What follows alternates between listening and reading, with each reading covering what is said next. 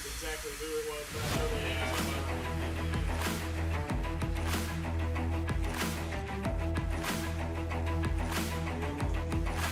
I think he tells me to talk to me.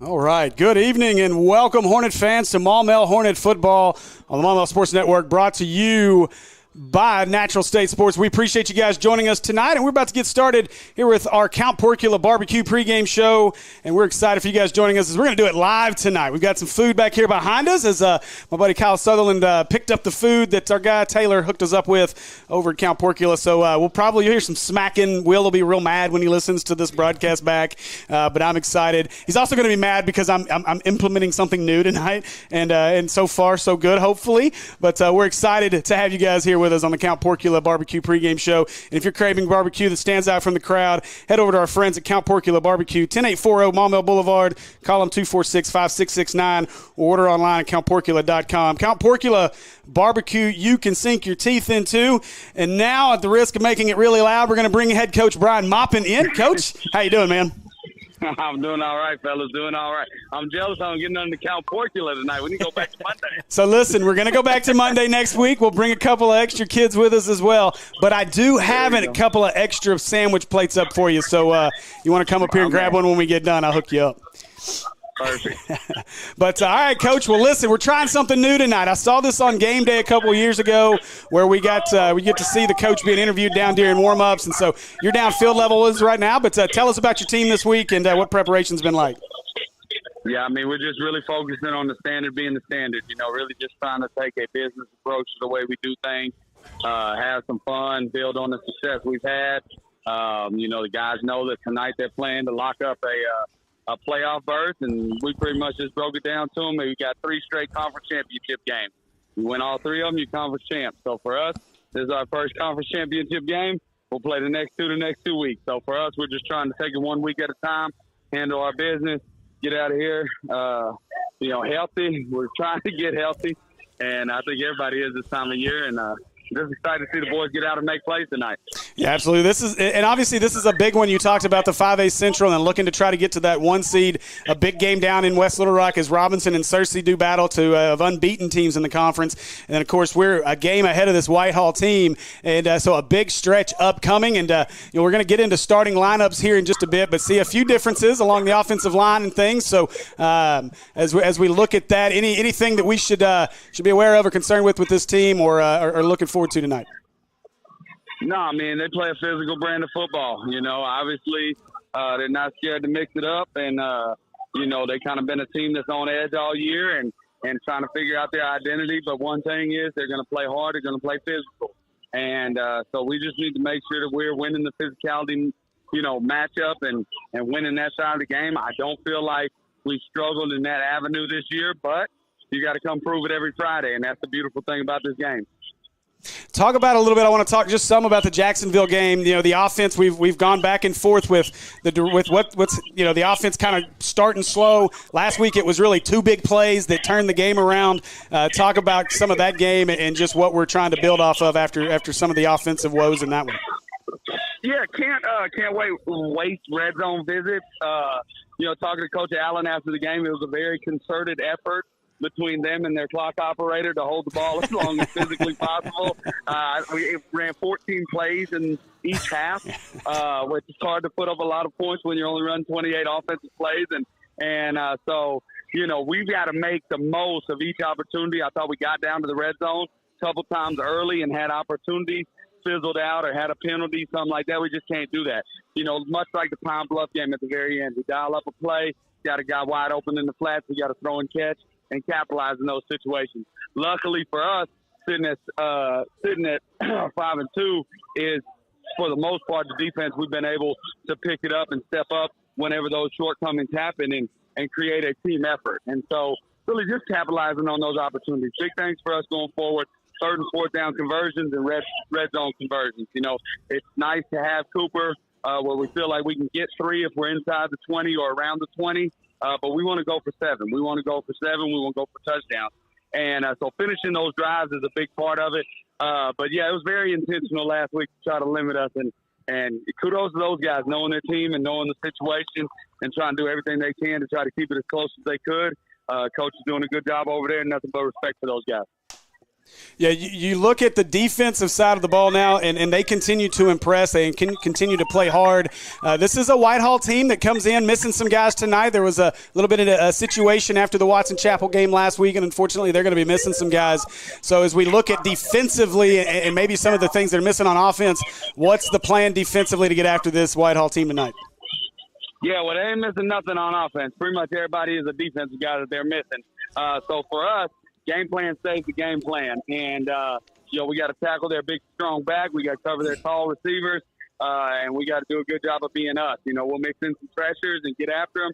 Got to defend the slow screen. They try to put you in different situations to try to create opportunities. A lot of wheels and outs and ups, stuff like that, just trying to capitalize and create big plays.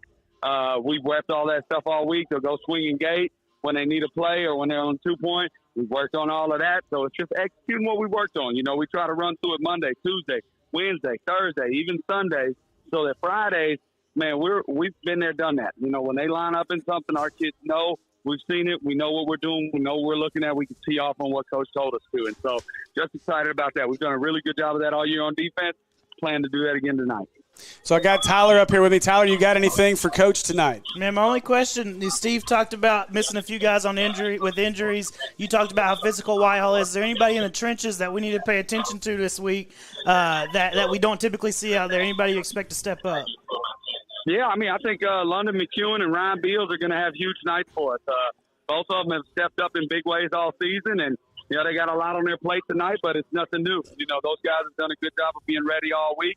The beauty is having a bevy of guys, so when a couple are down, the rest step up. So excited to just see guys get opportunities. I don't think we have 22 good players or 11 good players. I feel like we have 50 good players. And so for us, it's just about getting those guys opportunities and trying to see them shine with the opportunity. Also, positive note, Tyler, your boy Keytron will be back next week. How about sir. That? Yes, sir. I love to hear it. Love to have Keytron back out there. That's my guy. Yes, sir. Well, we're about to get a look at your newfound weapon in Cooper Forest down there, kicking some extra points and getting this thing going. And I know you spoke on it a little bit because we got to see him hit one against Jacksonville. But we're getting some love out of our Kids Being Kids therapy, extra points and field goals this year. And here the last couple of weeks, you got to be excited to see Cooper continue to develop it and do big things. No, 100%, man. He's a kid that we've always had a lot of faith in. He focused on his golf and soccer game and stepped away from the team for a little while, but we're glad to have him back and thankful that he's here and kicking for us. Let's see if he makes it. Talk him up. Yeah. Let's say this is an opportunity, Coach, for you to go stand right next to his ear and let him know he's on the live stream as he's kicking it. That would have really made him nervous. Exactly. All right, Coach. Well, we're going to let you get in the locker room, get in there with your guys. We appreciate you joining us for a Count Porcula Barbecue pregame show, and good luck tonight, Coach. Of course, anytime, fellas. Go Hornets. Go Hornets. All right. Well, excited to have Coach with us, and I'm glad that actually worked out exactly like I planned it, Tyler. Don't tell Will. Don't tell Will. Because do you know how long Will's been trying to figure out how to get audio from the field? And I'm like, we just Bluetooth it in, man. Make It'll a phone work. call. That's it. right. It'll work. I promise. But, man, that was good. I'm glad to have Coach with us and excited. I know he's disappointed that he doesn't get to eat all this food that I'm smelling back behind us. But there may not be any left, though, because we've left it in the hands of Kyle Sutherland and Andy Gates behind us. We might be in trouble. Some of that food might be gone. Good to see my buddy Kyle. I can't get away from him, Sutherland, this week, as we've been all around each other since Tuesday, or really Monday, with basketball media days all this week. So hopefully you guys had a chance to watch us and join us for basketball media days. As it was exciting. If you missed out, please go back to Tuesday because you get to see Coach Shook's new look. He no longer has the bald spot. He's an entirely just a massive, bright, shining light on the top of his head now with the big beard. So Shook looking good for basketball season, but excited as we start to turn the corner to that. But Tyler, we got some football to play tonight. This should be a good one against the Whitehall Bulldogs. And, Coach didn't get into it a whole lot. We don't know all the specifics, but I do know that the video of the fight that I saw last week was pretty ugly between Watson Chapel and Whitehall. Now, I will say this. Most of it was not precipitated by Whitehall. The issue for Whitehall, for the most part, was the number of kids that came off of their sidelines and went to the other sideline and became part of it. And so, obviously, we learned that a few years ago in a basketball game that if you leave the sideline, leave your benches, that's pretty much an automatic ejection. And so that's kind of what's happened with Whitehall with several other guys. But I know they had a coach that had gotten cleated in the back, had like 36 cleat marks in his back because he got to the bottom of the pile of people and just got stomped on while the fight. But it's an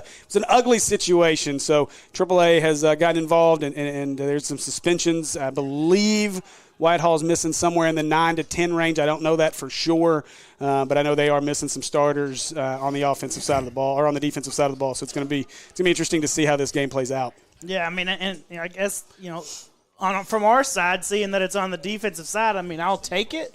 It'll help our offense a little bit with the side of the ball that's been struggling a bit. You hate that some of those kids are having to miss some time, but that's just that's what happens whenever stuff like that goes down, and that's just you kind of got to face the consequences whenever you're a part of something like that. But that'll hopefully give our offense a little bit more room to work, and then defensively we know where we've been with that all year, so that's something hopefully we can just keep up.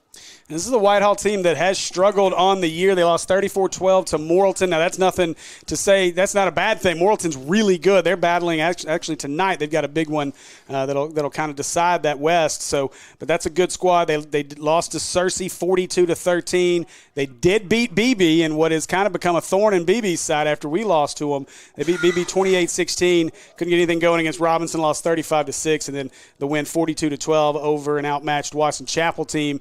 And so this is a Whitehall team that kind of is in desperation mode to be able to get into the playoffs. It's sitting at 2-2, just a game behind us. But the problem is if they lose this one, then they're really kind of in trouble as they continue to fall down the pecking order in the 5A Central. Yeah, Coach Mop said, we're fighting for we still have a chance at the conference championship if we win out, which is a great thing to look at even after dropping that one to BB. But on the other side, Whitehall, they're fighting just for playoff contention. So it's a little bit different in what both teams are fighting for. They're both important, but one, there's a little bit more probably going into one than there is the other. You want to make sure you can get to the playoffs. All right, so we're going to take a quick break and hear from our friends over at Count Porcula Barbecue, and we'll probably start feeding our faces, and then we'll be back with more of our Count Porcula Barbecue pregame show here in just a few minutes. At barbecue, there's no room for shortcuts. Count Porcula is committed to bringing you the very best artisan barbecue. We use only certified Angus prime brisket, tender baby back ribs, and delicious pulled pork. Our scratch-made southern sides feature classics like collards, beans, and house-made slaw. We don't stop there. With a variety of beers, whiskeys, and specialty cocktails, you can enjoy a drink with your meal or catch the game with friends. Count Porcula. Barbecue you can sink your teeth into.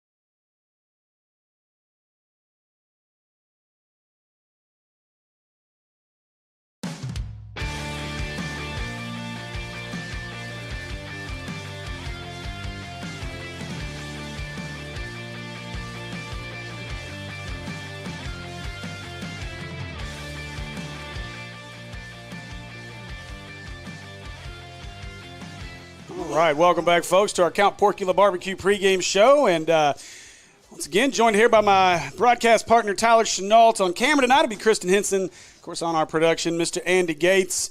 And hanging out with us in the booth for the Gazette tonight will be Mr. Kyle Sutherland. So, we'll make him jump on from time to time. But as I told Will, free labor. But we appreciate you guys joining us. And once again, we're about 19 and a half minutes away from kickoff. And, we got some fun stuff we're going to work through this week. And, adding Moppin, talking to him down at field level. We may try to do that on a weekly basis when we are at home. We can do it on the road too, but we'll see. And then got some new stat graphics and starting lineup graphics that Andy will be putting up here in just a bit. But, Tyler, let's talk some stats here as we get through our season stats.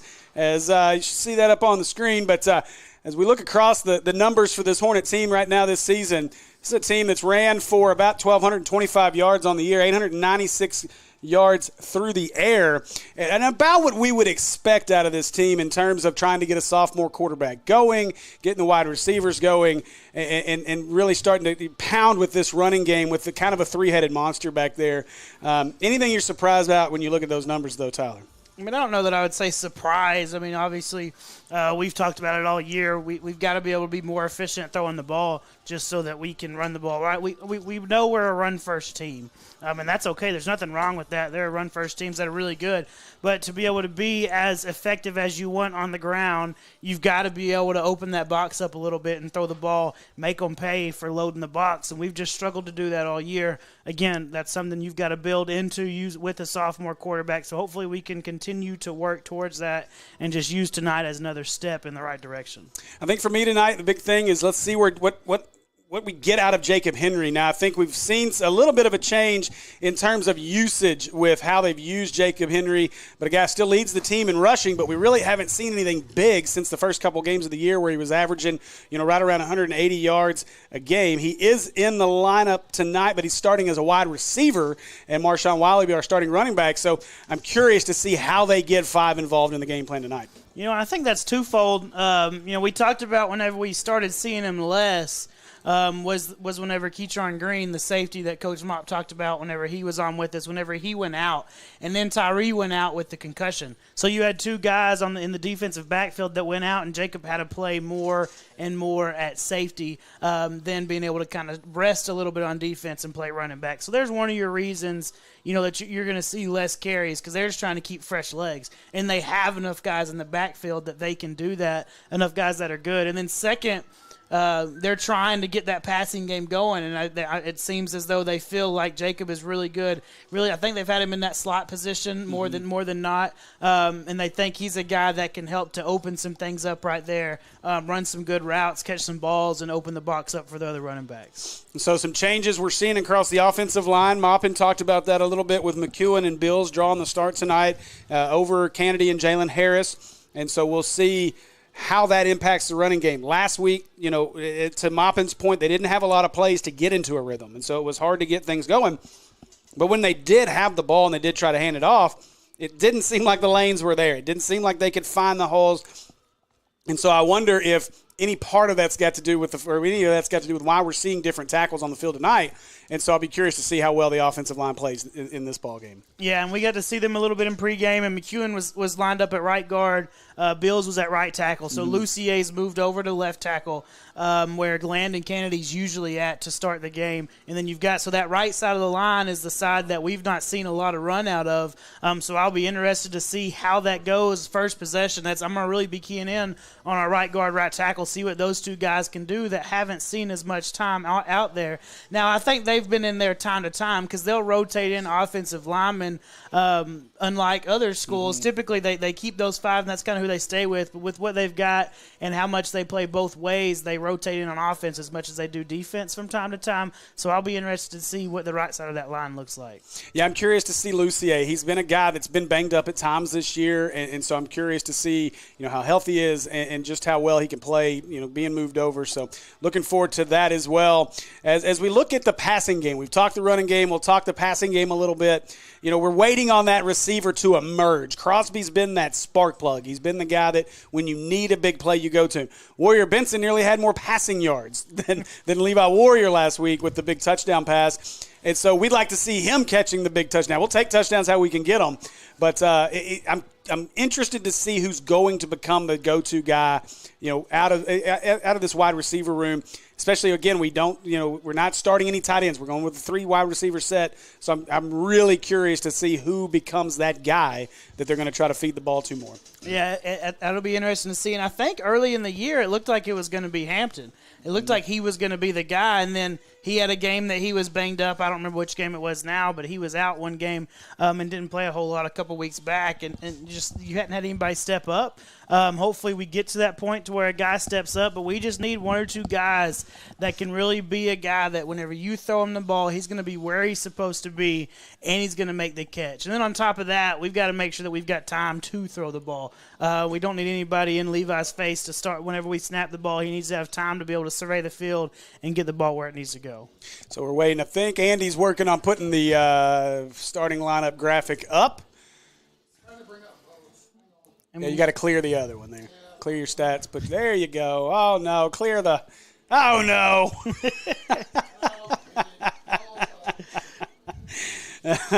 Hey, you know what? It's working. That's all that matters. Oh, we're being waved at. I feel like I'm at the zoo in a cage. Might as well be.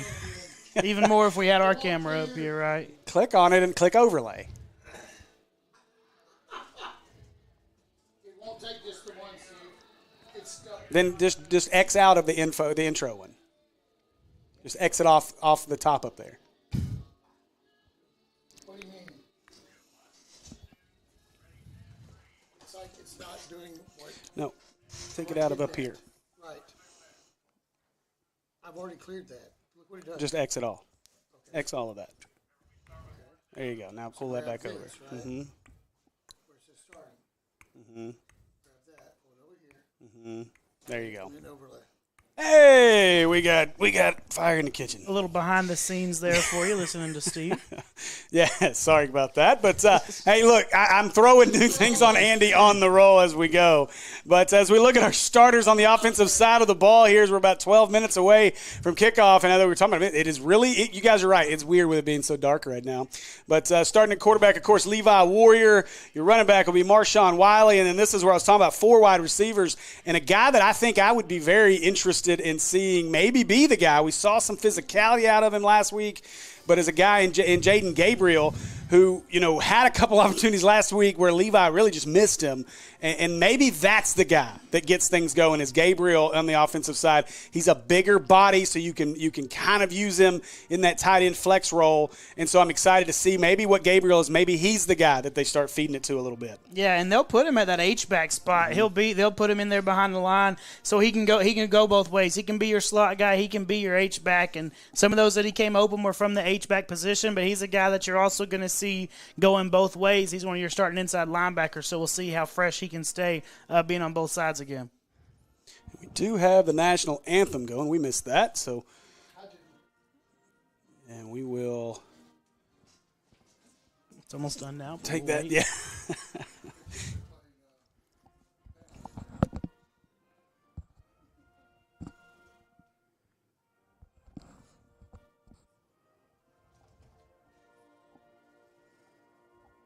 All right. Good job by our band. But and just so I know we'll get some questions on that lineup, there are some photo graphics missing. But I'm working on getting those pictures as well. I want to thank Nick Wanger for the use of a lot of those. We got a few more that we're looking to add to that as well. But we're excited to see that now. Again, we'll continue through those offensive starters. Warrior Benson, Jacob Henry, and Jackson Hampton will round out the wide receiver room. And, of course, we talked about the offensive lineman at left tackle, Drake Lucier, left guard, Caden Sherman, center, Connor Forte, right guard, Landon McEwen, and right tackle, Ryan Bills. And so excited to see that starting group out there tonight. We'll jump over to the defensive starters. And now, Tyler, when we get to the defensive side of the ball, you know, it's harder to find any issues on that side of the ball. This is a side that's really carried this team throughout most of the season.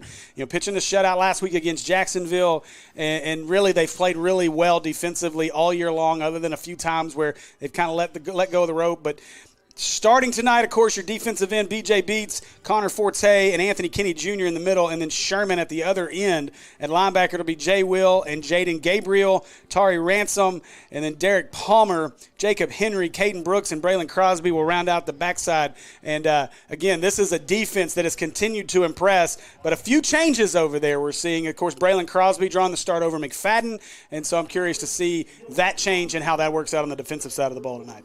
Yeah, and we talked about him a little bit. He's one of the guys that's come in offensively, and he's been a spark. I don't know that we've seen him yet at the corner position, so it'll be interesting to see kind of how he does lined up there, starting the game, and presumably he'll be out there all game. We'll just kind of see. Not sure the situation there. Maybe he just had a better week of practice. You never know. There's multiple reasons that you can have different guys in there starting, but it'll be interesting to see if Whitehall tries to kind of go after him, because it's a new number that you've seen out there that you haven't seen yet. If they look out there and they see a guy they weren't expecting, maybe that's the guy they're going to try and attack early.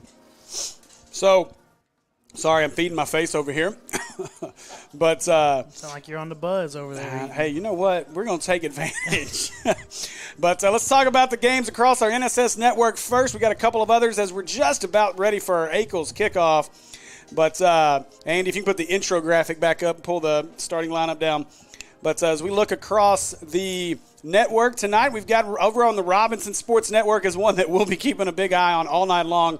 4-0 in conference. Robinson hosts 4-0 in conference. Searcy will head to Searcy next week. So let's hope that they leave Robinson a little battered and beat up, and we can take advantage of that. But first, we'll see how that game goes. It's going to go a long way into deciding the 1 seed, and I'm curious because two teams that are going to want to get it, going to want to throw the ball around the yard a little bit. You know, I've watched a lot of Robinson here over the last couple of weeks. They struggled last week offensively against BB. So I'm curious to see how they respond in this one tonight against what is a much better Searcy team in what will be a really good ball game over there at Robinson. Yeah, and that's nothing that we're, not unfamiliar with, struggling offensively against BB. So, I mean, we know they've got a pretty good defense. It's just the difference there is Robinson has been good on the offensive side of the ball all year until last week. So it's interesting to see if we can figure out what went on there and if that's going to continue or if they kind of turn it around offensively. And then over on our Mills Sports Network, Mills Comets look to continue to hang 50 points on everybody they play this year as they have just been absolutely impressive. They're headed to Little Rock Hall tonight, so they're over at Scott Field, and that game probably going to be over somewhere around the first quarter, but we'll keep an eye on that one if you guys want to check it out, the Mills Sports Network as well. That freshman over there, I'm telling you, that young man, Mr. Moody, Elijah Moody is special, and he does a lot of things in that offense, and so we'll see just how successful they are tonight, and you can join, of course, Terry and Darius on the call over there tonight. And then on our Sylvan Hills Sports Network, as Sylvan Hills is hosting tonight. I cannot get my app to work. Just kidding. All right, just kidding. We'll move over to the Patriot Sports Network. How about that? As the Parkview Patriots head down to Magnolia to do battle with the Magnolia Panthers in what should be a good one as well. And we'll see just how long it takes Parkview to get to 50. Jonesboro, sorry, that's who I got it up at the same time you did. But Jonesboro heads to Sylvan Hills, and boy, tough one last week. We thought Sylvan Hills was going to pull that off. They drop it to West Memphis, and now finding a win ahead of them is going to be very, very tough for them in that one. And so we'll see how that one goes the rest of the evening. Of course, here tonight we've got a big 5A Central matchup between your Maumelle Hornets and the Whitehall Bulldogs. So we are about 6 minutes away from our Ackles kickoff, so we're going to hear from our friends over at Ackles Carpet One Floor and Home, and we'll be back with kickoff here in just about 5 minutes.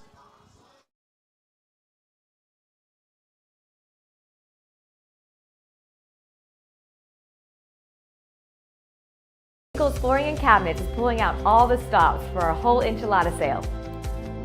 Take advantage of our store-wide savings on carpet, luxury vinyl, cabinets, and more. We're offering free take-up, free labor, free pad, and free furniture moving for all carpet purchases. Absolutely no interest for 3 years. And we'll pay your sales tax. At Akel's Flooring and Cabinets, we make it beautiful for less.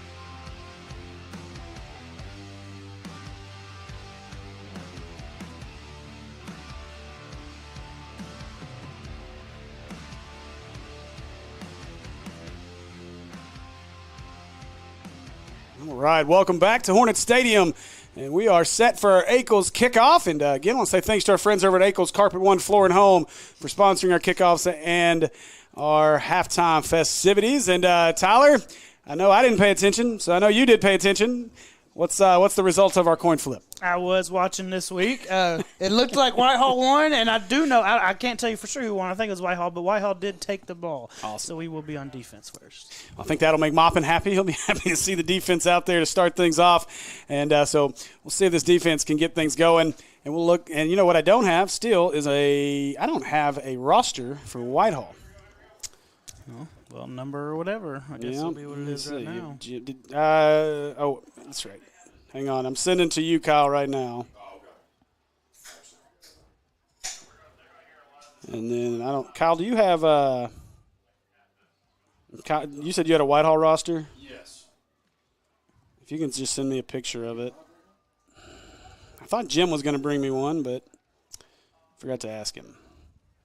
Either way, we're just about ready for the teams to make their way out as our captains have gotten back into the indoor.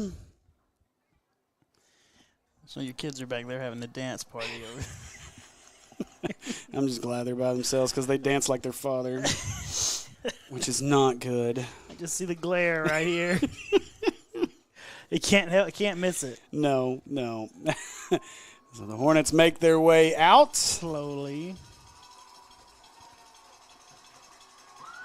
I haven't seen Jim. Actually, we have Jim's mouse. So, all right, here come your Hornets, and here come the Bulldogs. So, Maumelle setting ready for this 5A Central matchup. We're setting ready for our Ankles kickoff.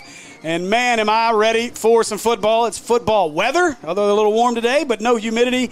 A beautiful day, seeing the leaves change. It is fall. It is football season, and we're officially into week 8 of the high school football season. Yeah, now the sun's down. It's at least cooled down, so it's feeling a lot more like football weather now.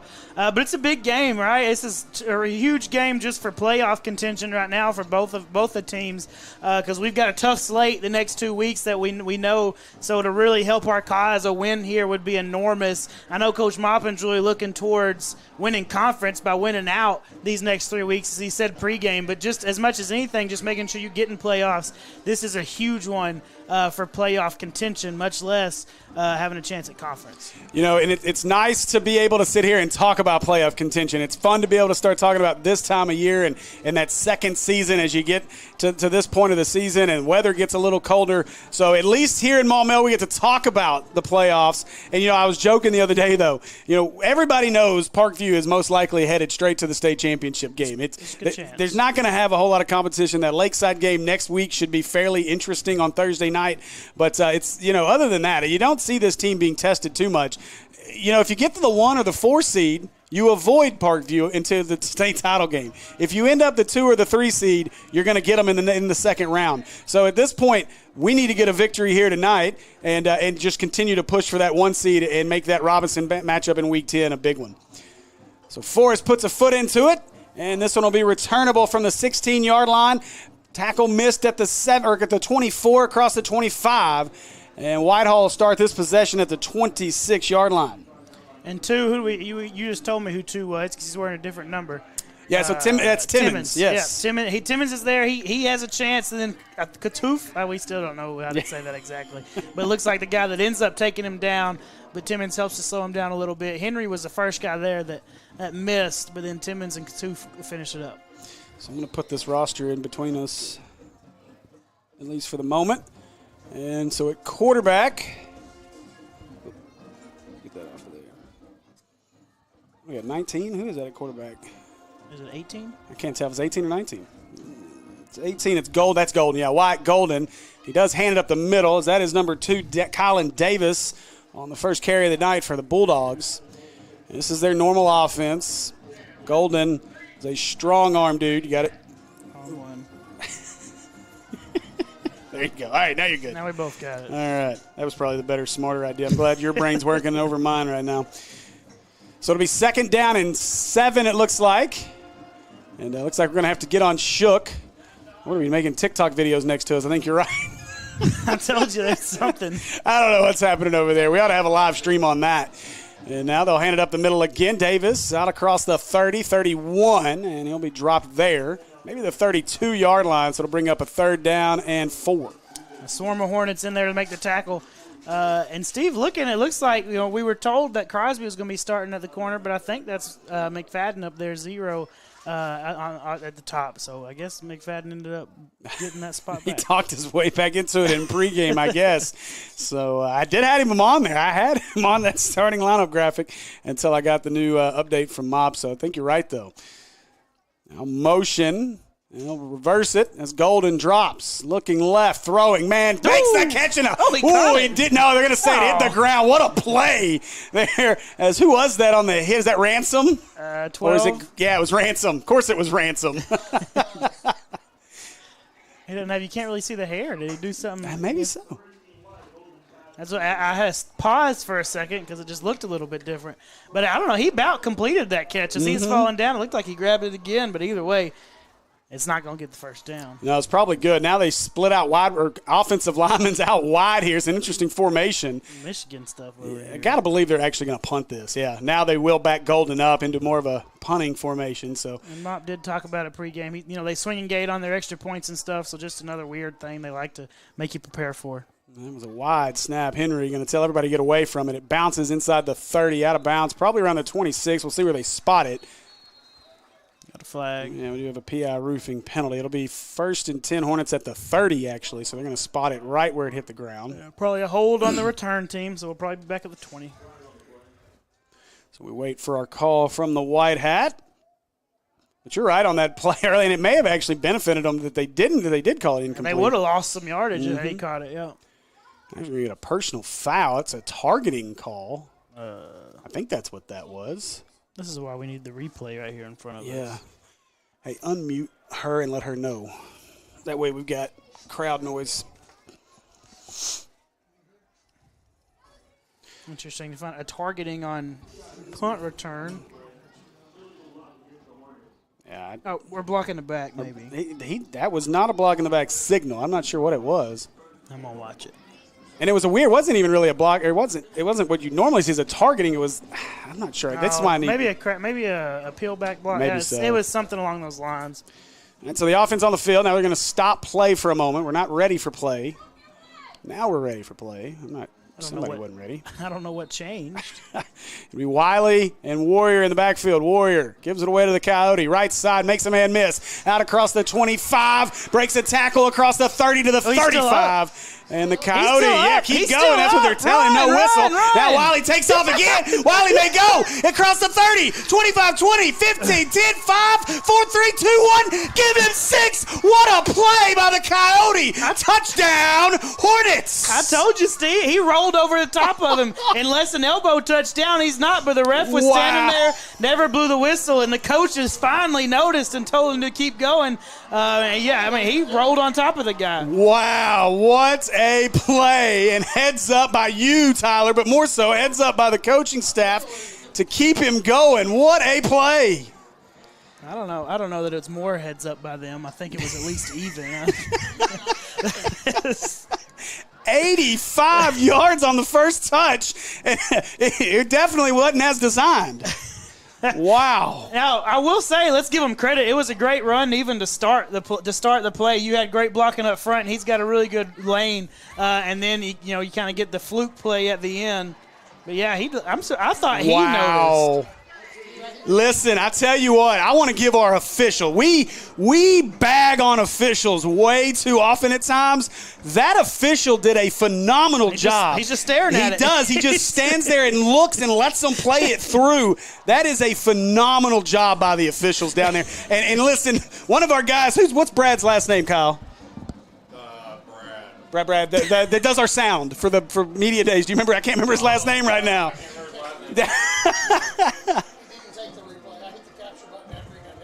Okay.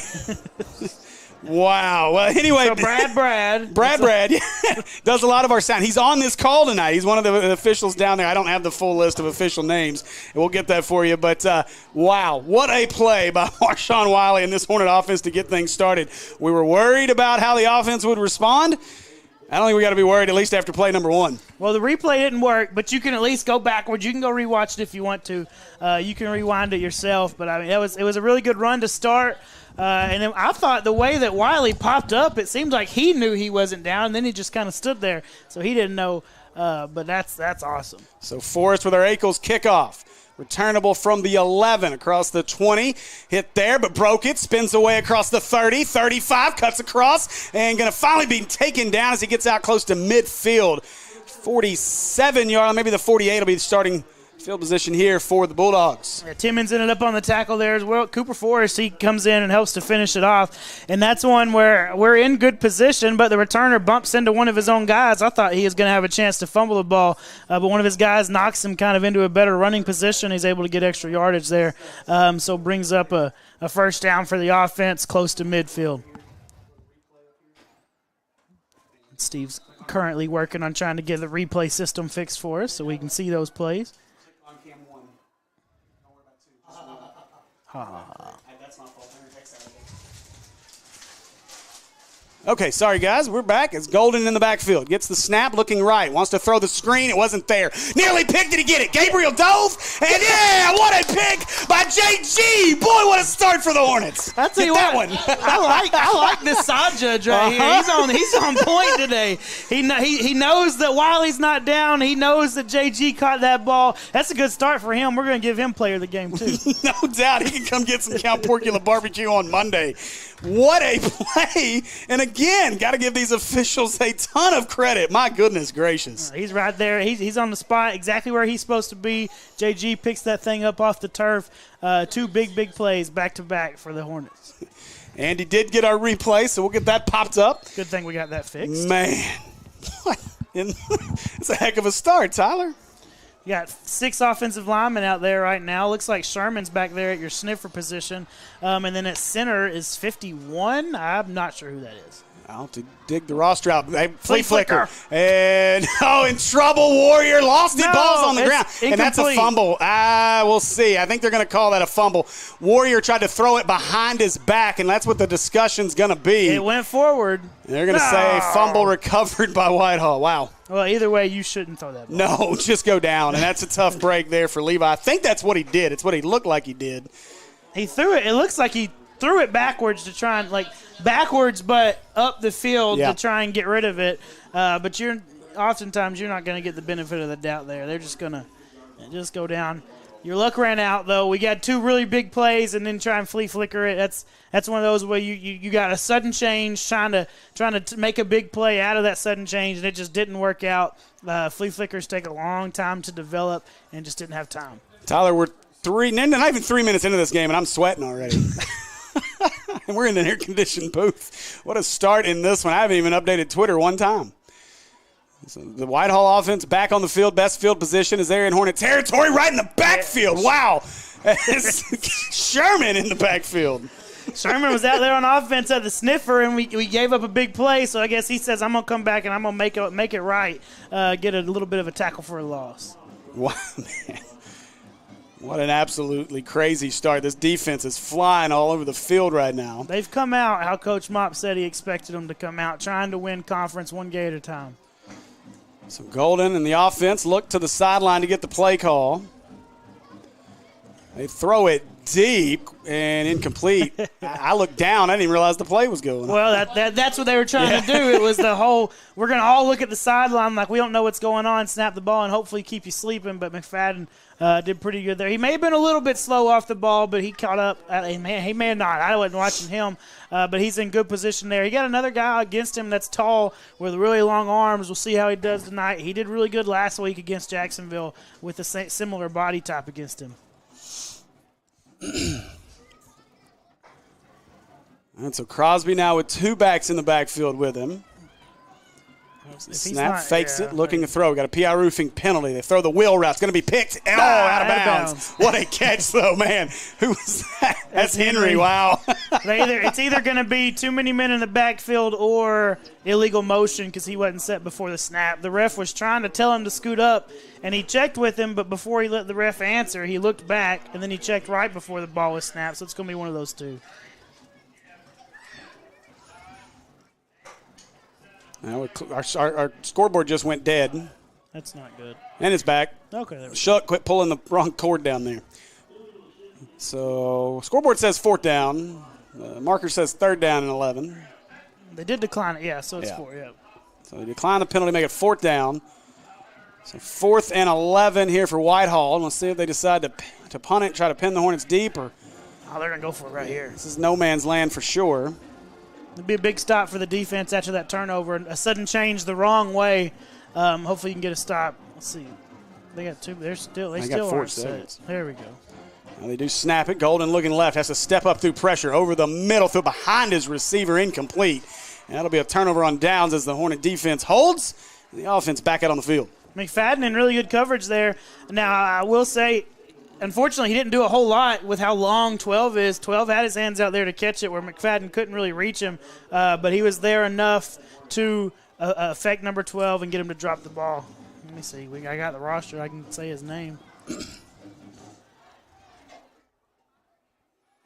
So the offense back out there with Wiley in the backfield. 4 receivers in the set.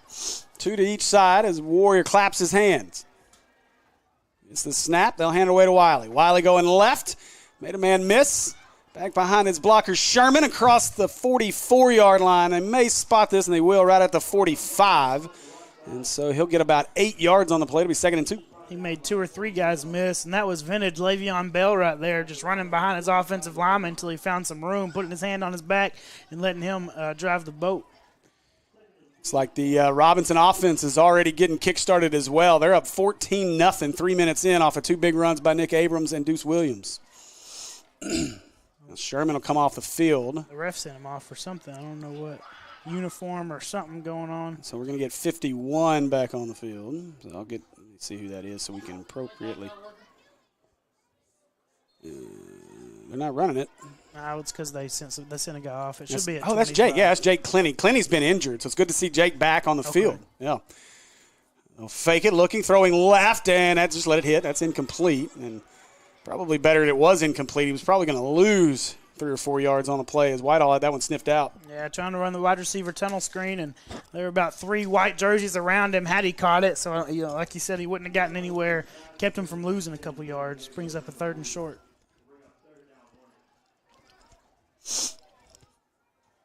If you hear the smacking, that's just me eating French fries. Still.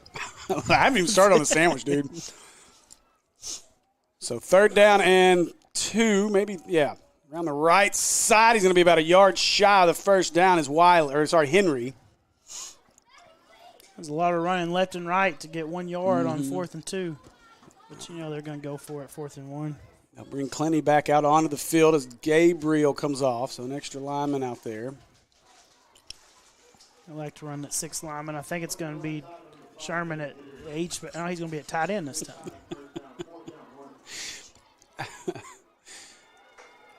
That's some Cabo. That's that clip of Wiley's touchdown. He said, "Who let the 12-year-old run it?" Wow. And up the middle. Oh, he got popped, but he got the Acre Pharmacy first down before the pop. I mean, and I'll say he got popped, but 17 for Whitehall looks like he took the brunt of it. That was Tyrus Green. He had the head jolt. Now, he started to fall backwards afterwards. That's because he had another guy on his hip, not because of the hit from 17. Now we're seeing another guy off 65. I don't know. There's something with their equipment that the ref's not liking that they're going to have to get fixed, I think. Now Gabriel coming back out. Or mouthpiece. Looks like Bills didn't have a mouthpiece. That's 2 then, because I think that was the situation with Clenny too. Now they were making some moves, I think, offensive linemen, but you're right, because Bills is trying to get right back on the field and they're not going to let him. You got sent off. You got to take a play, buddy. Got to have a mouthpiece as well. That's part of the required equipment. That and knee pads. Gabriel motion as they'll go to the right side with Henry, and he got kind of tripped over Sherman's ankle, I think. Yeah, Sherman, 77 for Whitehall, gets immediate penetration, and Sherman does enough to kind of get between him. I just have up to 74, so I don't know who 77 is. But Caden gets enough just to get in his way, but not enough to not get the feet and make the tackle right there. So now they'll move Forte back to center as Clenny comes off. A lot of shuffling up front. You said they shuffled the offensive line a lot. This is every play right now. It's all because of equipment issues, though, not even anything else. And the snap, Warrior fakes it to Wiley. Slant, nice play, nice throw. Caught across the 35-30. Hampton off to the races inside the 10, 5, 4, 3, 2, 1. Give him 6 for the Hornets. And there you go. There's Hampton. I mean, we talked about him pregame. That's the guy who it looked like early in the year was going to be the receiver to step up. Did really well there. They had the little stack out there with only one corner over the top kind of pressed. Everybody else was back up, so you choose the first receiver to run the first guy off, run Hampton underneath him, makes for an easy throw for Levi, and then he just runs and makes a play afterwards. Well, what a play there for the American Pie Pizza touchdown. As I want to say thanks to our friends at American Pie Pizza for sponsoring lunch this week on Tuesday. And we got to put Pazookies up on the table as our Hornets came out. So thanks to them, to our folks at American Pie Pizza. Forrest on the Kids Being Kids Therapy extra point. It's up. It's good. Good job by Warrior just to get that one down and get the kick up. I was like, that one looked a little labored, but it got to where it needed to be. So either way, it counts as a point. Puts you up 14-0.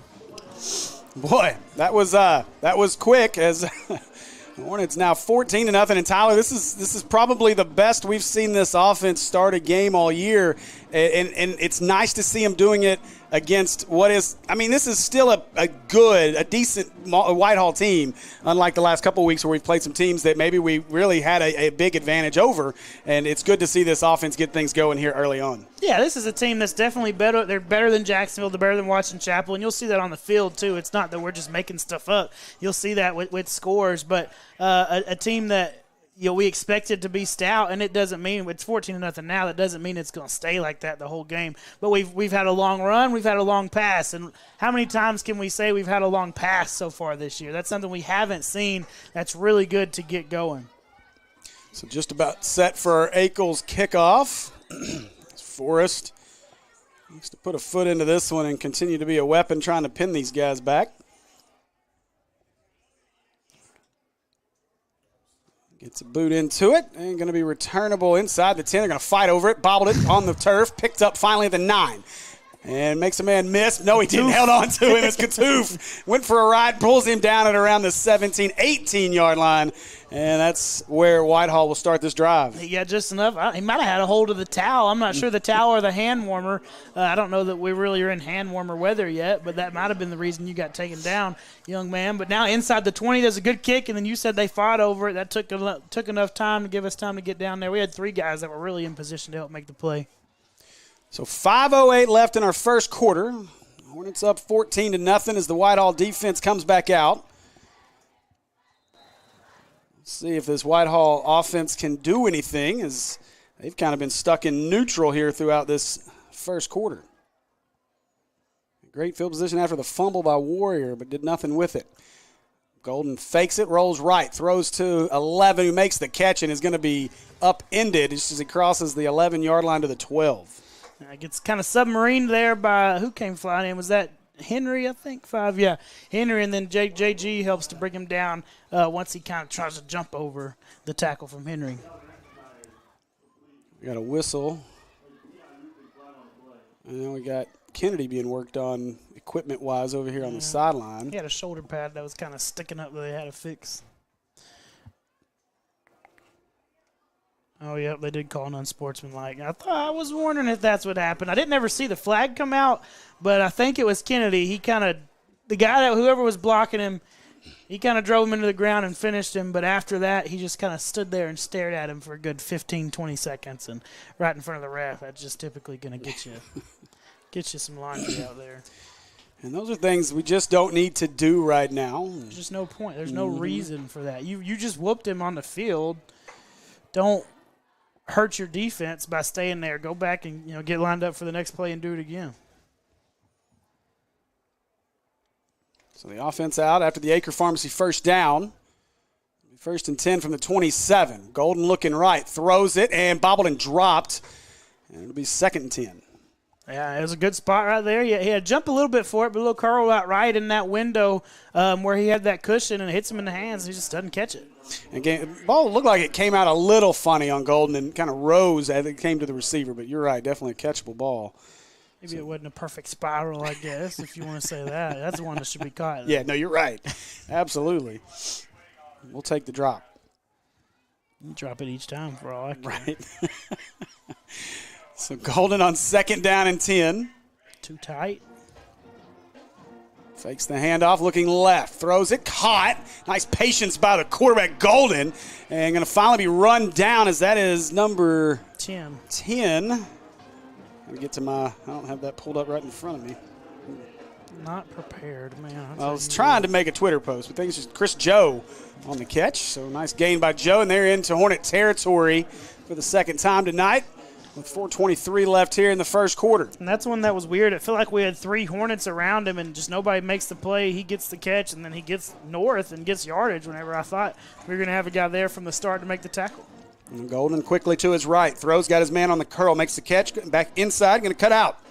And breaks a tackle inside the 35. Still moving, ball came out. Ball is loose. Hornets fall on it inside the 20.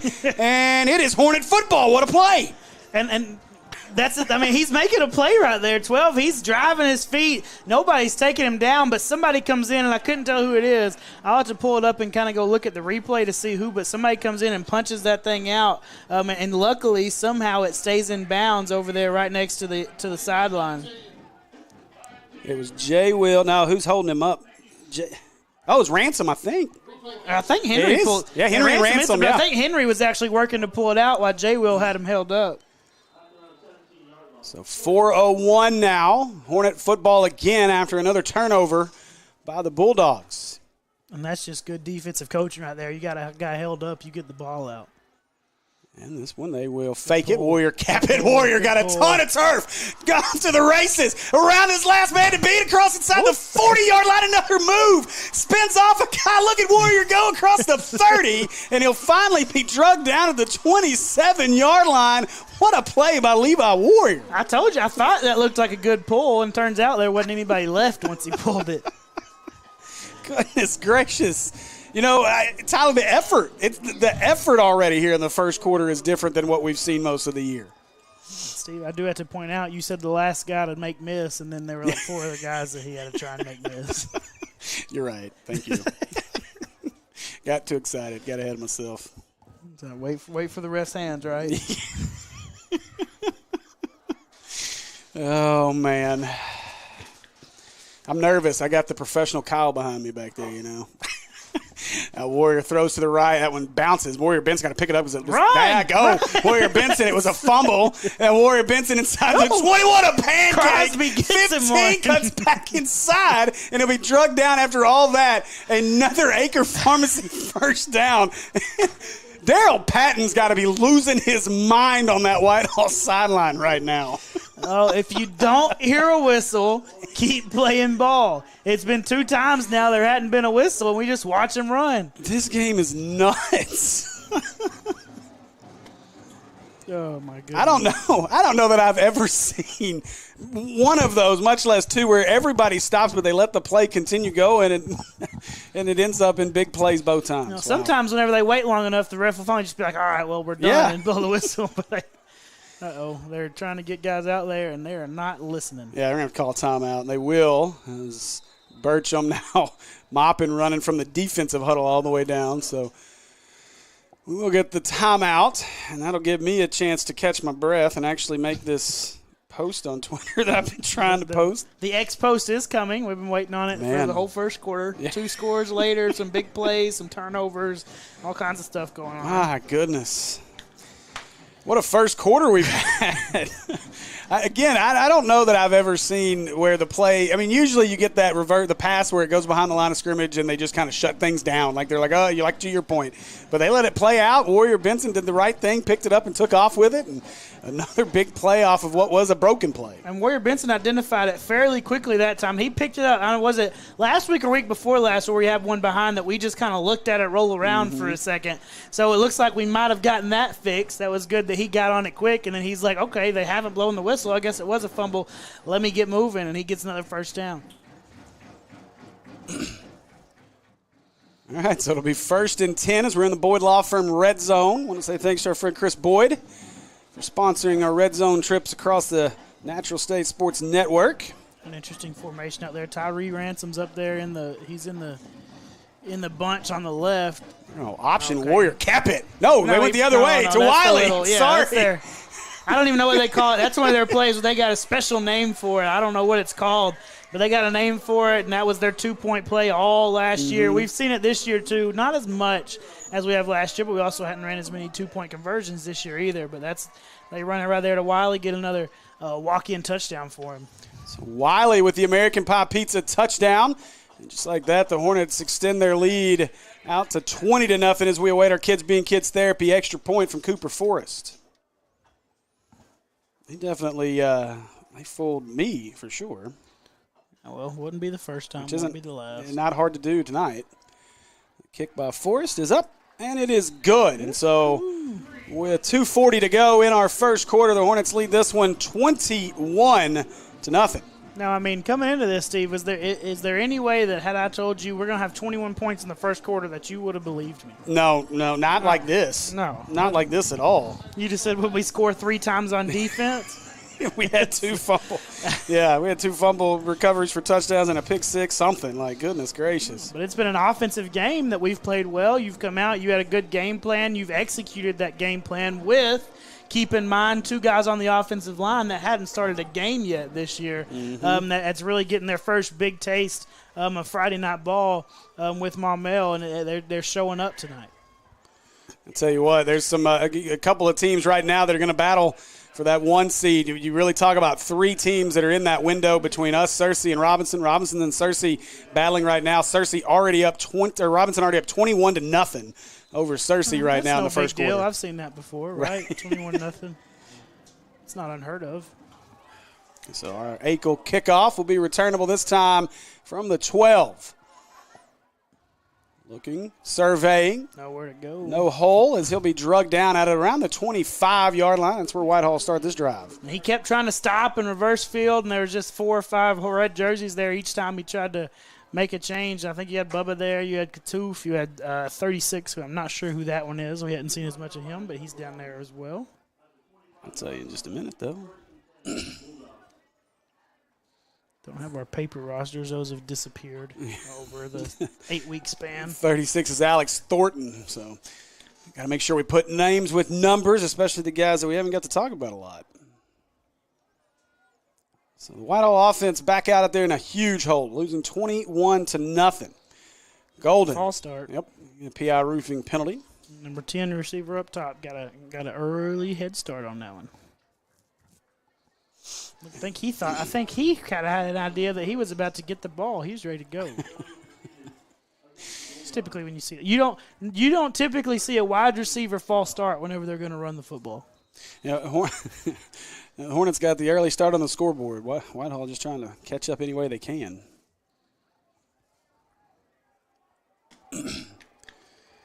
So Golden get the snap. Looking right. And throws into the slots, caught but tackled immediately after about a 5-yard gain and bring up 2nd down and 10. It gets the 5 back, but that's it. So just 2nd back to the sticks. But they're just sitting down. They've ran the little curl route multiple times already tonight, just sitting down in that little window that you have between your safety who's playing back a little bit deeper and just getting the ball out quick. And that's something, if you can stick to it and you can catch it, 5 yards a pop's pretty good, but you got to complete each of them and then not get it undercut. Vanessa, nice. So don't forget to get one of those kissing rally towels. I think Andy grabbed one maybe. Vanessa, you want to bring this one? Oh, nearly. I just told you, make sure you don't get the curl route undercut, and JG does it, and then, he just shows his hands of stone. So, and I can say that. I coached him in 7th grade, so. I coached him in 7th, 8th, and 9th grade, so I'm allowed to say that. I didn't know those were hands of stone. He had them all the way from 7th grade. Man's like Swiss cheese, had holes in them. Yeah, either way, still didn't catch it. Tell him I said it. He'll be all right. Oh, he'll hear it. He'll hear it. They do watch. Why not? I mean, they get to listen to us and watch film. Right. Does it get any better? That's false start. Yeah, that's illegal motion. They go with the screen. They overthrew it. You know what? We got away with it for a touchdown a couple weeks ago. So you got to keep running sideways. Initially they run up a little bit, and that doesn't ever get called. But then you got to flatten out before the snap, and he didn't even flatten out. He accelerated before the snap coming towards the line. But it's okay. It was an incomplete pass. So the punt team onto the field this time. Looks like they'll punt out of a traditional formation. We'll see. Henry going back to return. They do. I think that's Gold. I'm not sure who the punter is right now. I think it is 18. It is Henry to return. Yep. It is Golden. He rugby styles it. And Henry got a retreat. Boy, if he can make a catch, he's got a lot of room. Henry out across the 40. Midfield, block, cuts 36. back inside, across the 30, needs a block and a break and tackle. He can't get away at the 26-yard line. So the Hornets will start this drive from the 25 off another huge return from Jacob Henry. Really good effort by 36. We're bringing him again. Thornton, you said was Alex 36. Thornton, yep. Really good effort there by Thornton, just blocking on special teams, right? That's one of those things. You get in on special teams, a lot of times you have have guys that don't play as much, but that's a time where you can earn playing time just by showing effort and a really good block to spring Henry even further. Got to give credit, too, to the blockers downfield. It's, all those cutbacks by Henry, it's easy to get that bad block in the back. Everybody did it in a great way that time as Maupin is real excited with Ransom down here. And Ransom's got a little head thing on. That's why we can't see his hair. Yeah. I knew there was something messed up. It didn't look like him down there on the field. So 1st and 10 Hornets as they'll start this possession from the line of scrimmage where Whitehall ended their possession. Warrior kept it up the middle, broke a tackle, and Warrior all the way inside the 15 to the 11. Another Acre Pharmacy first down. That was a really good mesh right there. That time it tricked me. Thank goodness, I'm not the play-by-play guy because I would have been wrong on that one. I thought Wiley had it and was about to get tackled for a loss, but that's a really good mesh by Levi. He rode it. And at the last second. He pulled it out, and then also Wiley gave a really good fake there until he got touched. Mm-hmm. No, I thought he had. They're bringing Beats in. It's like he's got like belts hanging around, everything's swinging as he jogs. That's some like martial arts type stuff he's got around his waist. It looks like. Hornets, they got the beat 'em up package. That's Thomas Jr., I think, that took the snap, goes up the middle inside the 5, going to be stumbling down to the 4, maybe the 3-yard line. And it'll be 2nd down and 2 for the Hornets. And Steve, technically they can get a first down. Mm-hmm. Get it down to the 1. You get that close, you might as well just punch it in. Don't get the first down. But so Thomas Jr. again will take the snap. You know what? They're going to give it to BJ this time. I don't know if that's what they call it, but I'm calling it the beat 'em up package. If that's not what they call it, they might change the name. They're going left this time. Thomas is hammered down. And so he'll lose a yard to the 4. It'll bring up a 3rd down and 3. Yeah, I should have given it to him that time. I told you. There's a quarter. And that'll do it for our first quarter of play. We'll take a break and hear from our friends over at American Pie Pizza as we're on our way to the end zone. We'll be back with more Hornet football, Maumelle Sports Network.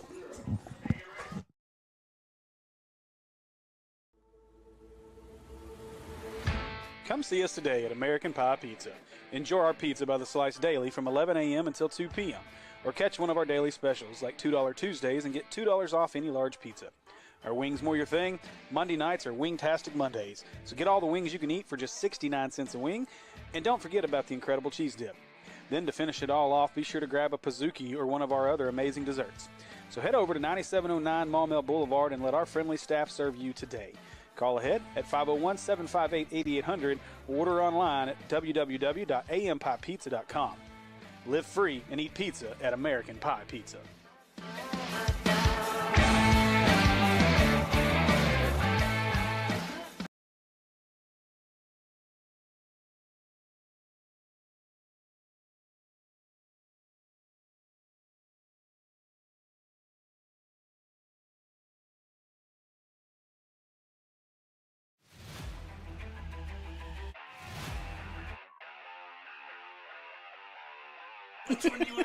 Yeah. Welcome back to Hornet Stadium as we are back for more Hornet football. And we are set to go here in the Boyd Law Firm. Red Zone is trying to swallow that big old bite of turkey sandwich I just took. We're just hitting buttons over there, seeing which one we like. Now this time it's Bubba Johnson in the backfield, and they'll bring Warrior back out. So get more of a traditional set. It was like, I need a quarterback, man. I don't know. I'm not catching a snap. Nope. Now we're going to run Warrior Benson on. So now we got 11. The Warriors are tardy. And now we're going to get a delay of game. No. We got an offside. Did they jump? Wow. Bailed us out there, I believe. I wonder, though, if they're going to call kind of a false start on Warrior Benson for running up to the line. And he wasn't doing anything wrong. I mean, he was late on the field. That's not good, right? But he was running up to get lined up because it was going to be close to a delay of game. But I could very easily see that being the defense. It looked like, and it looks like the offense might be backing up already. I was going to look at it. I'm curious, and if that was the defensive lineman who made that play, who did that jumping, knowing the situation. That's a very heads-up play by the lineman. No, it wasn't, because after he did it, he threw his hands up like, I made a mistake. Because then he jumped up and was, pointing like he did something big after the play. But. Okay, no, so they got the delay of game before he ever jumped is what they ended up doing. So it was at 0 before they snapped it. Either way, it was an ugly return from the first quarter break. So we'll try this whole thing over again to start the second. You just got to make sure you got – come on. You got to be on the field after a timeout. You can't be running guys on late. And so it'll be Johnson who go. The little flip inside again across the 10. 5, 4, 3, 2, 1. Give him 6. So Hornets score again. This time Jacob Henry on the catch for a touchdown. You know who your lead blocker is out there? Your lead blocker's number 50, McEwen, one of the guys that's getting a start right now. He kind of was pulling out there, and he got the touchdown seal and block out there on the edge.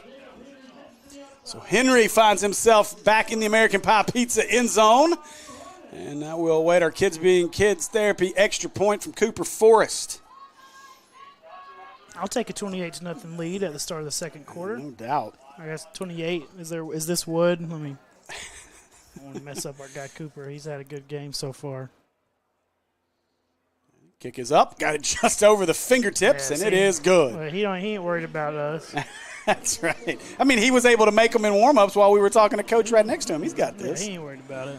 So with 11:54 to go in our first half, your Hornets take a 28-0 lead here over the Whitehall Bulldogs. And, you said it as we were at break, Tyler, not exactly. We didn't expect this 28-0 onslaught here early on, but boy, it feels good to see it. Yeah, I believe by no means am I mad at it at all, right? I'm excited for us. I'm glad to see our offense is rolling and hopefully, right, getting something figured out, starting to feel a little bit more comfortable there on the offensive side of the ball, and it's really starting to look like it. And just assume let's just keep it going. Defensively, keep playing how we know we can play defensively, and I'd love to see that 0 stay up on the board too. So we're at well, never mind. I'm not going to jinx it. Yeah, don't. But this is getting set for our Ackles kickoff. And just to follow up, it would be great to see that 0 stay up there. Yeah, that's it. That's all we got to say. That's all I'm saying. I was leading into that without actually saying it. So Forrest set to put a foot into this one. Oh, that was close to offside. Fair catch called for and made at the 20. Fair catch and took a knee. He was double safe there. Don't hit me. I thought we were offsides on that one. Our little guy that gets the running start, but they didn't call it. So guess what? He wasn't. He was not. Didn't count. Cooper's feeling it. He's feeling it down there. They say kickers are the biggest head cases on a football team. Mm-hmm.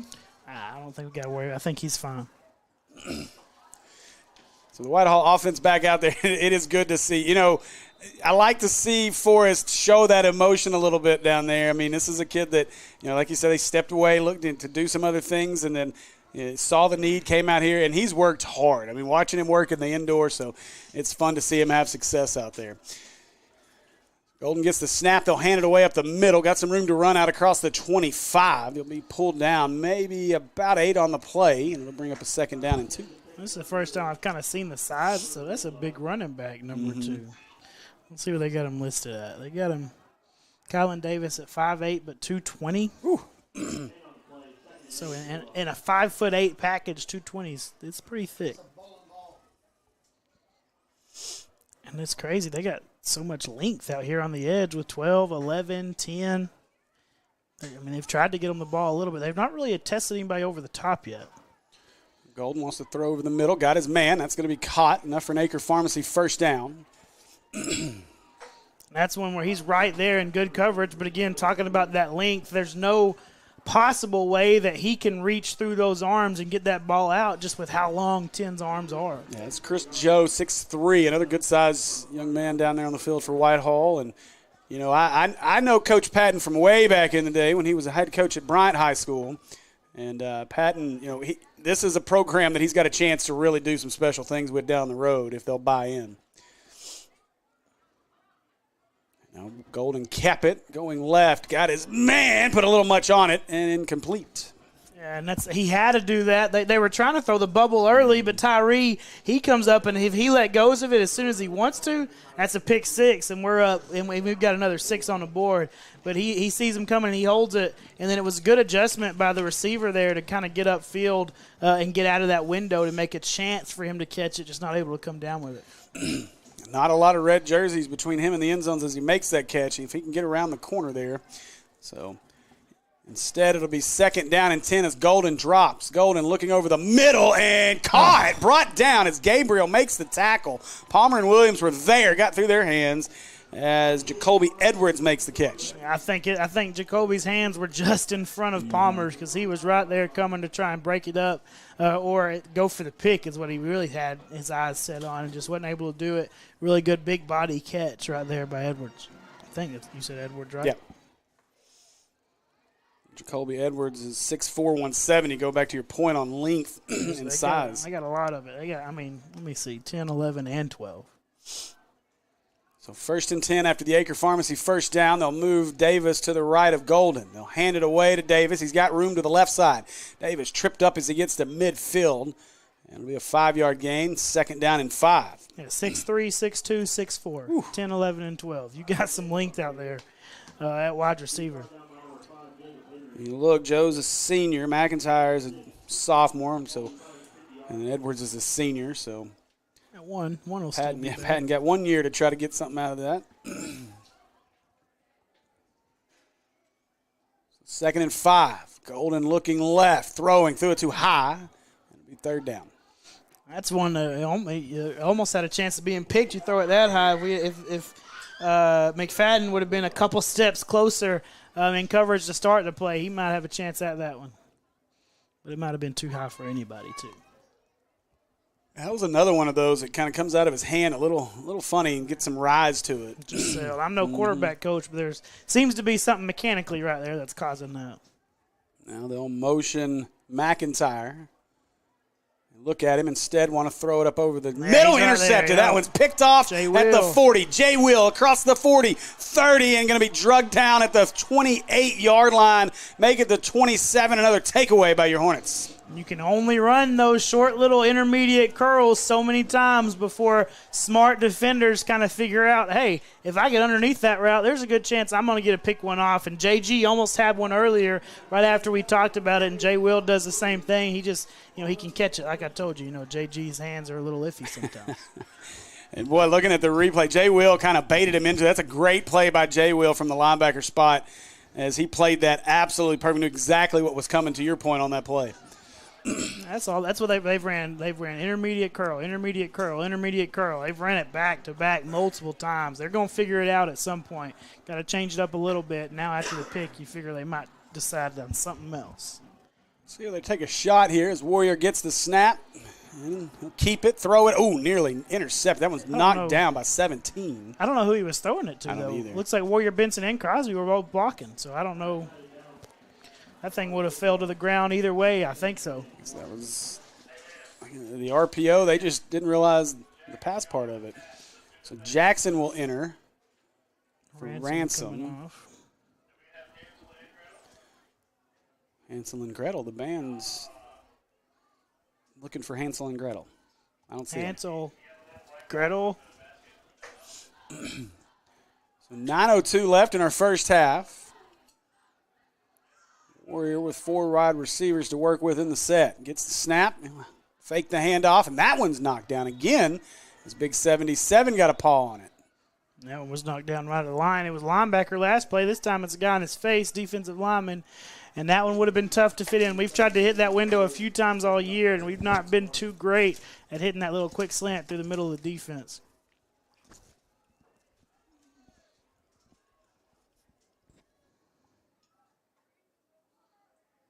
Sorry, I had to swallow some food there.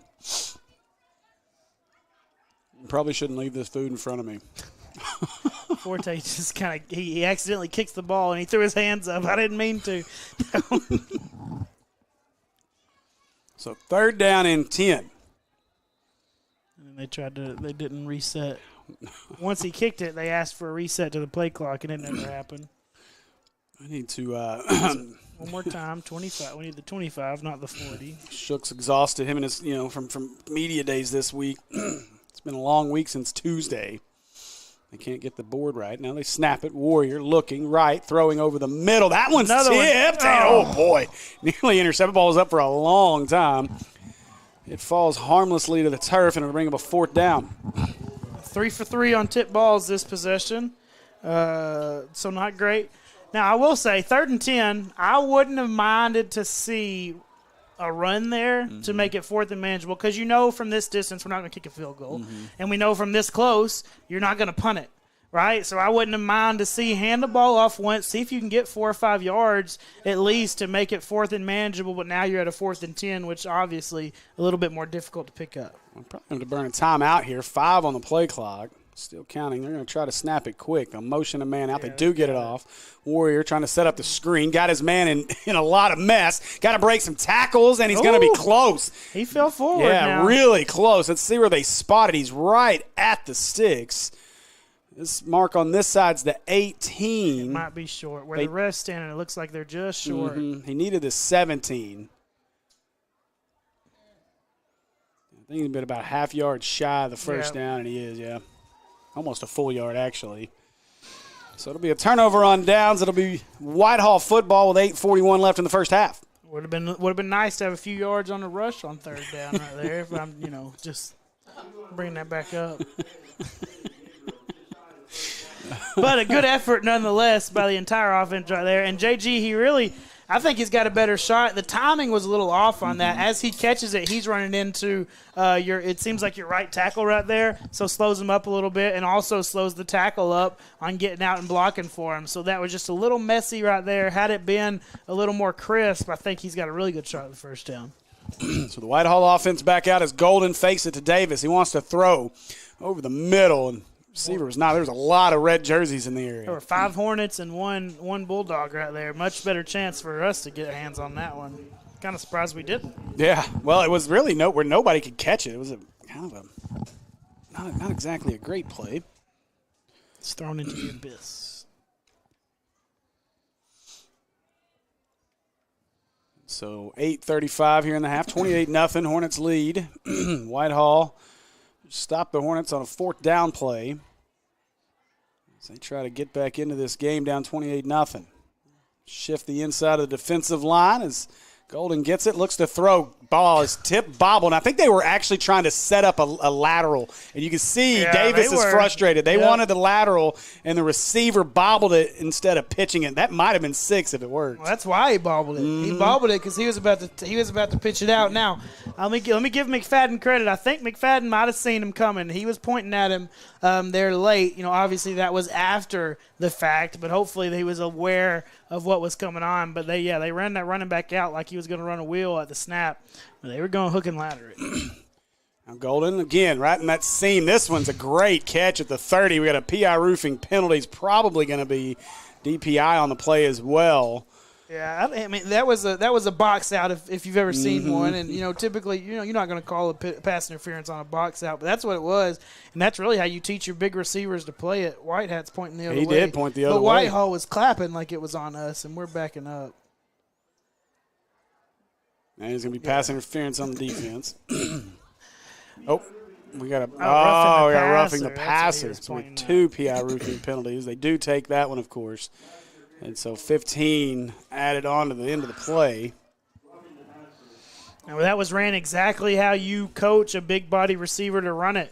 He threw that hip in there and kind of cleared out Palmer to where he didn't have a chance. Just put his body in the way. Who was it on? It's the blitzer up the middle. It might have been Ransom. It's either Ransom or JG.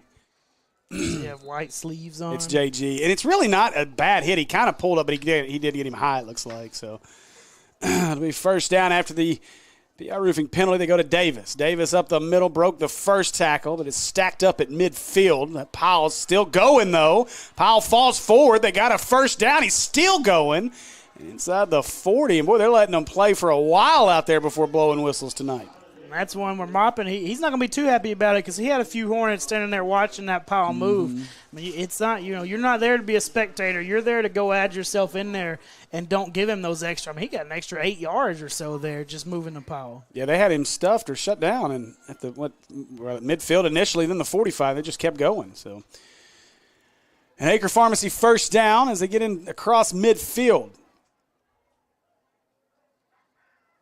Fake it to Davis. Golden rolling, throwing up, and nobody home. We're going to get PI roofing penalties. They're going to call this one on Brooks. Yeah, Brooks grabbed the hip right there out of the break. He grabbed the hip, which You can get away with it sometimes if it's slick enough, but this guy, he saw, and I tell you what, Brooks, the red gloves don't help any because it was easy for this side judge to see that red hand on the white jersey whenever you tugged at it. You want to wear gloves that are the same color as the team's jersey that you're playing, so it kind of blends in a little bit. So another penalty and another Acre Pharmacy first down off of it. And so it'll be 1st and 10 as they've now matriculated the ball all the way inside the 25-yard line. They've had, 25 yards of penalties 30 yards of penalties to help them out. This time they will go to Davis, and in the backfield, Hornets all over that one. Boy, when that ball came out. Yeah, ball's out. Hornets returning the fumble inside the 40, 30 across the 20, 10, 5, 4, 3, 2, 1. Give him 6 as the Hornets score again. It was Caden. Caden Sherman had the ball. Let's go, Sherm! Where's he going to – oh, he's going to dunk it. Oh, yeah, they got to. That was not let's a see, dunk. the officials, did they see it? They didn't. I don't think the officials, so. They were discussing if it was a touchdown or not and didn't see the dunk. Now, hold on now. It wasn't a dunk. It was an attempted dunk. It more was like a finger roll over the crossbar. Oh, man. I'm telling you, Tyler, have you ever seen a game? There's been a lot. This is something, man. A lot of things have happened in this game that only happen once a year, and they've all happened in the same game for the same team. Golly. So now the kids being kids therapy, extra point for Forrest will put us in mercy rule territory. That will not go into effect until the second half. Here, he said it. We're about to give up a score. High snap, kick is up. And Forrest knocks it through. Yeah, but there goes the shutout. He just said it. And with 7:40 to go here in the first half, your Hornets lead at 35-0. Steve's trying to get us home early, and now we're going to give up a score. It's going to happen one way. It's going to be weird, too. It's not going to be a normal score. It's going to be something crazy. That would just go on with the way the night's been, though. I mean, goodness gracious. Is that honey bun worthy? Oh, yeah, without a doubt. Man, oh, man, what a play. We got the replay coming. Locked and loaded. That was Kennedy. You said it was Kennedy Jr. Yeah, he made the tackle initially. I never even saw the ball come out. It popped out as he was going down. So it's one of those where Sherman's just kind of run underneath it, huh? Mm-hmm. It was popping up out of there as he was going down. I was just looking at it myself. Wow. So a 71-yard touchdown on the fumble recovery. I think I got it with the dunk, too. Again, it's not a dunk. Not the first one, though. I'm not going to play it right now. So now Forrest for our Ackles kickoff. It should. I did 30-second clips, I think. I changed it to. Kind of. It's fine. We all got excited, huh? Now Forrest puts a foot into this one. Going to be returned from the 17-yard line across the 25. Going to set up some blocks and runs out of bounds as he crosses the 30. Nowhere really to go. All right, let's make another play. Well, I tell you what, this has been. You think Sherman's going to come in and play this first play? No. Oh, no, there he is. Hey! He's coming. Now listen. They got him the oxygen on the sideline. Oh, no. They said, Sherm, get a break. A little more Gatorade for you, bud. Still gasping. Look, I tell you, Sherm's not your typical lineman, trench man, though. That young man, he is built now, and he doesn't look like your big man running down the field in that 55. He was ready. He said, Coach, I got it if I need to now. Give Bills a little bit of running here on the interior. Whitehall defense or offense back on the field. Motion man as Golden drops, looking to throw. He's just going to throw it up deep, looking for his man. It's short. It's going to be picked off. No! Oh, Ransom had it, but they ran into each other. Let's hope everybody's okay. They're rolling Both around. are hurt. Yeah, boy, oh, man, it was a heck of a collision. Come on. Sorry. As both guys are still down. Band-Aid runs out there quickly. There is also a PI roofing penalty on the play, so we'll check on that as well. Back here around midfield, it came in during the play. Holding maybe? Yeah, I think it might be a hold on us. But on the defense, yeah. Yeah. I think they're going to both be okay. It's just one of those weird ones that it scares you as much as anything, and then they're rolling around, making everybody, hoping everybody feels sorry for them. It was Ransom and Henry who were still down. Ransom a little limp with him. Henry's walking a little bit better than Ransom is, but I think both of them, you give them a few plays, and I think they'll be just fine. Timmons coming in, and who is 14? We've seen him. Yeah.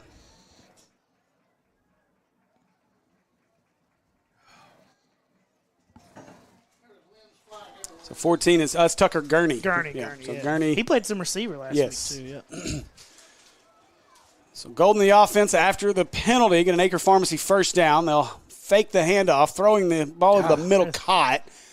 And that's going to be right at the stick. Should be enough for another Acre Pharmacy first down. And that's another one. It just sailed on him a little bit, almost enough to where it would have went over his head. But that's good by 22. Aiden Bitely maybe, to go up and bring it down.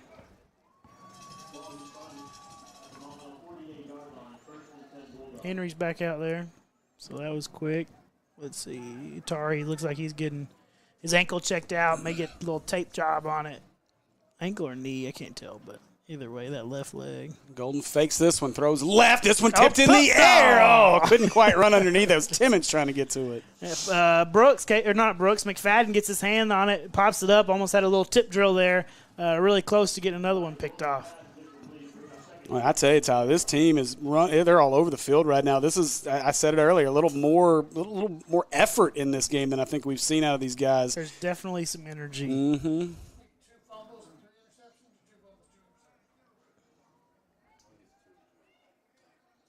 Golden looking left again. That one's tipped and dropped. You know who it is? That's Stone Hands. That's Stone Hands. Oh my goodness! I told you. I don't know how they put him at receiver, and I don't know what they're thinking. So third down, and you were right. He was the receiver on that play. We got a guy hurt. He got to take a break. He sat down. That looked like one of those Ole Miss things. I don't think it is. I think it does have, a little pain going on. But that's one of those, looks like Ole Miss called the, hey, we got a guy hurt, because they're not moving fast or anything. So I think it is definitely legitimate. But that definitely looked like one of those where it's like, oh, really? You hurt? Are you sure? Yeah, it is. It's Kennedy.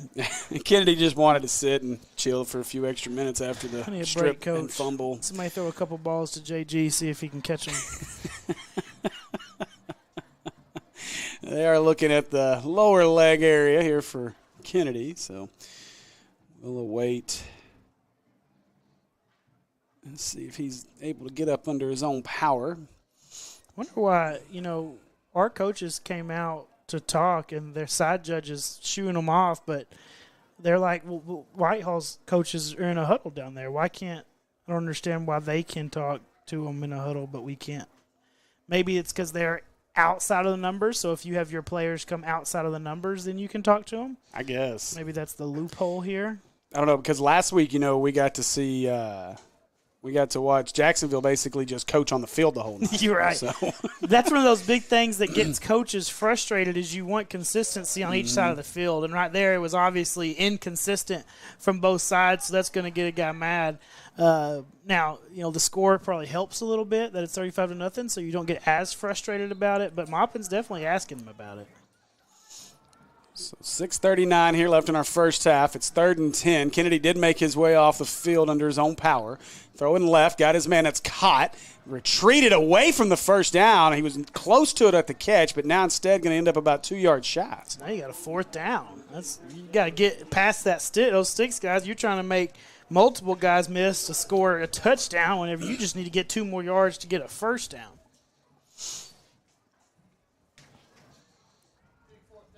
They'll give it to their big back. You would presume they're bringing Davis back in. They'll 5'8", 220. They're trying to get the Hornets to jump initially. Now they'll. 2 tights. They got 11 down here at tight end. I don't know how much they're going to call timeout. Yeah. I don't know how much you've seen him at tight end yet besides spread out. But to that point, that's more length on on the field right now for Whitehall.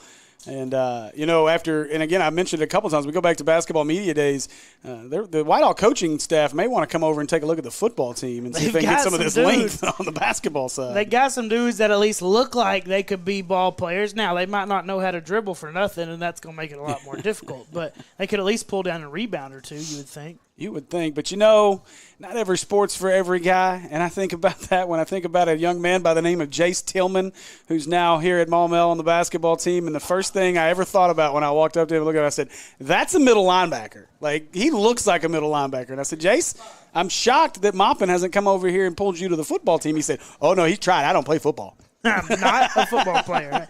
Hey, at least you know, right? You know, I'm not a football player, period. That's not me.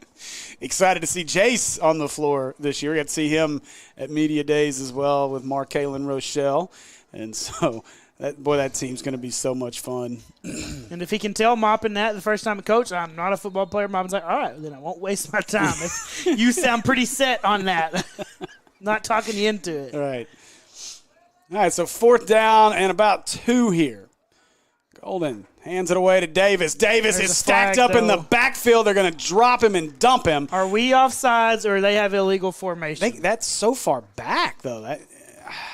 Let's see. We're waiting on our PRI roofing. He probably threw it backwards because it was something offensive. That's what I'm saying. I mean, it feels like where they threw it feels like it has to be offensive. I agree. Oh, he waved it off. Okay. All right, there we go. Turnover. So big stop there as the Hornet offense will get back out on the field after a 4th down stop by the defense. This defense just continues to impress. And Andy said it back there before that timeout. First off, I'm surprised he hadn't plugged an extra headset. We don't have an extra headset. That's why. That's the only reason. It's the only reason. So you've done that on purpose? No. Well, sure. I blame it on Will because Will took the headsets and I never got them back. But he did say it's a huge 4th down, and he was right with 5 minutes left in the second quarter in the first half. That's a big 4th down stop for your defense. Kyle's going to have the story for this game submitted by halftime. And we'll hand this one away to Wiley. Wiley around the left side. Up the middle. Wiley. Oh, boy. Nearly got to see the county in open field again. Instead, he's yanked out of the 49-yard line. It'll be an Acre Pharmacy first down. Man, but he's got room to work, and that's all you can ask for as a running back. Give me a lane and then let me go to work, and he went to work. This offensive line is really playing well tonight. And I did look down there. Kennedy is in street clothes, so Kennedy is banged up for Kennedy sure. And Harris, too, is also in street clothes. So both those guys banged up. That's the reason for the change. But, boy, the change has been positive here tonight. A little pop pass in the middle as Jackson makes the catch, makes a cut. Jackson across the 45. He's got another Acre Pharmacy first down to the 41-yard line. Good cut, Jack. That's one pop pass. You're trying to get him outside on the edge. He identifies very quickly that he's not going to get out there. He puts the brakes on, and he gets north and gets another 10, 11, 12 yards. Interesting. You talked about the offensive line switches, and you see guys on the edges and the guards and tackles getting moved around, but they're switching out Clinty and Forte quite often. It's interesting. Yeah, Forte, he kind of limped off a play ago, so I think that one was more out of necessity than just they wanted to. Bubba Johnson this time up the middle. Johnson maybe 3 yards on the play. Well, yeah, if you want to watch a guy that's going to get his defender on the ground fairly often, more often than not, I look down and Lucier's on top of a defensive lineman. Lucier is a mauler. He's a guy that I've not really spent much time down there with, but I need to. Lucier is an absolute mauler. He just seems like the kind of guy that really just wants to hurt people on every snap. And some people just have a knack for getting their guy on the ground. Mm-hmm. Warrior, looked like a little RPO action. He kept it up the middle. Going to be slung down as he inside the 35 to the 34-yard line. Good positive yardage, though, to bring up a third much more manageable. 3rd and 3? Yeah, we'll take that play all day long. Don't make the bad decision and throw it into traffic. Just tuck it and go. 3rd and 3. Yeah, looks like about 3rd down and 3. Warrior, he'll throw it to Johnson. Johnson crosses the 30. Poof, just lowers the head. He's not going to go around a guy. No. You better, if you're coming up to make a tackle on Bubba, you better be ready to make a tackle, or otherwise you're going to get a shoulder pad in the belly, and that's what happened right there. He's not going out of bounds or anything either. He's going to put it down and run right through you. Hornets are shy of the Boyd Law Firm red zone, down to the 22-yard line of another Acre Pharmacy first down. Again, go see our friends at Acre Pharmacy. You know, my feelings aren't hurt. They're taking their time here, chewing some clock while also moving the football, just getting closer to that halftime with a nice lead. Now give it to Bubba. Bubba lets the block set up. Just barely. He'll get about 3 on the play, and we're officially into the Boyd Law Firm red zone. Just barely got his right leg wrapped up there and gets him down. But, again, a good run. 3 yards a pop, 3 to 4 yards a carry. I mean, you take that every down. Just letting it tick. We're going to be by the time we snap the next ball after this one, you'll be right there around under 2 minutes. Warrior directing traffic. I got Crosby in the slot. He'll be your motion man. They will hand it away. Johnson.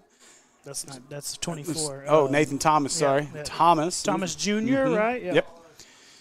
And Thomas down to the 9-yard line. That'll be another Acre Pharmacy first down. It'll be 1st and goal for the Hornets. Now, I can understand why you make that mistake. You were on your phone again, so you didn't see Bubba coming off. But Tommy, he's running just as hard as Bubba runs the ball, so it's easy to see why you would kind of make that get confused there. But that's why you're here, to correct me, so I appreciate that.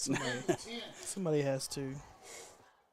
Down to 2 minutes. Thomas still your running back. See, I usually identified early. You're right. I was trying to send a text message plus get advertising info at the same time. They went quick on that one now. You had 35 more seconds whenever you kind of went down to snap the ball. Let the clock go now.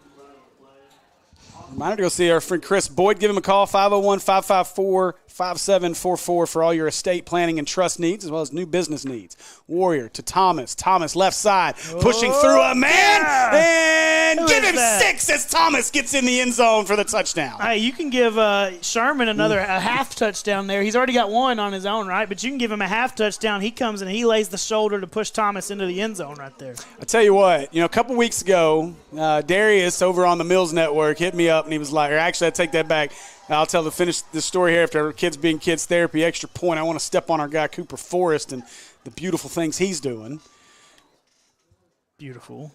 So we will wait for Forrest to knock this one through. You might have had time. I probably did, but Kick is up somehow around the big body coming into blocking. It's good. How you miss it? So the Kids Being Kids Therapy extra point is good, and with 1:41 left in your first half, Hornets lead this one 42-0. That's crazy. All right, anyway, he's got a tweet now. So, oh, man, bring me back to my story. I don't even remember now. Darius said something. Yeah, so anyway, I'm over at Mills getting set up for the coaches show a couple weeks ago, and one of the offensive linemen walks by me, and now, granted, it's been against some not great competition, but Mills has been absolutely mauling people, and the offensive line has been eating pancakes all year long. They've just been hurting people. And so one of the offensive linemen came by and said he wanted to be on the show, and I said, I tell you what, I'll bring you a pancake for every pancake that you get if Robinson gets you on the show. Well, how many they mauled the offensive line. He invited the entire offensive line. Unfortunately, the young man who I made the deal with was sick and couldn't play that week. But I did show up with a table full of pancakes for the offensive line. So, Moppin, if you're listening, with the way this O-line's playing tonight, we may have to add pancakes to the order for our Count Porcula Barbecue pregame show. I don't know if Taylor can make them. Maybe he can make us some sort of pancake, but I may have to hit him up and find out. So our Eccles kickoff by 4 is going to be returnable from the 10. Out across the 20, cuts back into the 25, and he'll be drugged down at the 26-yard line. And that's where the Bulldogs will start this drive with 1:32 left in the half. I couldn't tell who that one was that took him down. Let's see once they get up. If it's our buddy Katoof again. He's been a special teams machine now. He was in there. I don't know if he ended up being the one that really got the tackle, but he was definitely in that pile.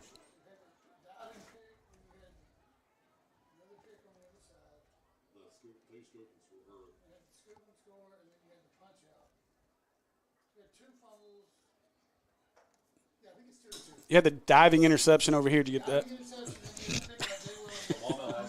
There's a lot of them. Yeah.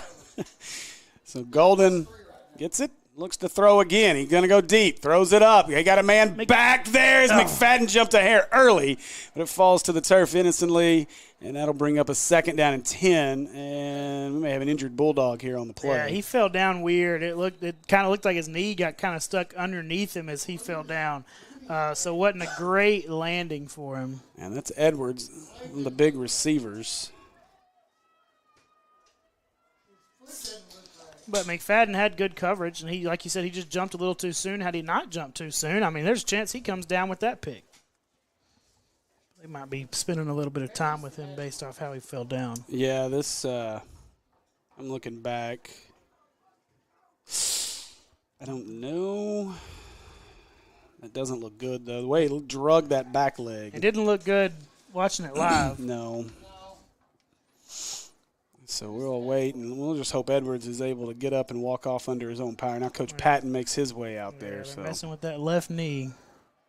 I don't know. That's weird. And I can't tell because it almost looked like McFadden tackled the other leg and then they just kind of got tangled up. That McFadden's response makes me worry a little bit as well. The way he looked down and then looked like backed he knew out. something happened and gave him his space. Yeah, that's tough. I'm trying to get this where I can actually slow it down on the screen. It's like they're about to get him up, so that's good. And he's going to get up. He's going to walk, so that's always good. He might have some help, but you don't. He can put some weight on it. So I'll give him that. Now they're not making him put any on it. But which one is it? The left one or the right one? Left. Okay. The one with the sleeve or sock on it. It's the one that plants. The one you can't see. Yeah, that's a tough deal. Unfortunately, it gets hung up under McFadden when they came down, and so that's a tough one. So Edwards is helped off the field, and so with 1:24 left in the first half, it'll be 2nd and 10. It's Golden and the Whitehall offense back out. So Golden gets the shotgun. Snap, beats, comes after him, but missed him. Now Golden rolls to his right. Golden throwing, tipped again by Brooks this time. Incomplete, and it'll bring up a 3rd down. Yeah, and Brooks was just in blanket coverage the whole time. He didn't have anybody open.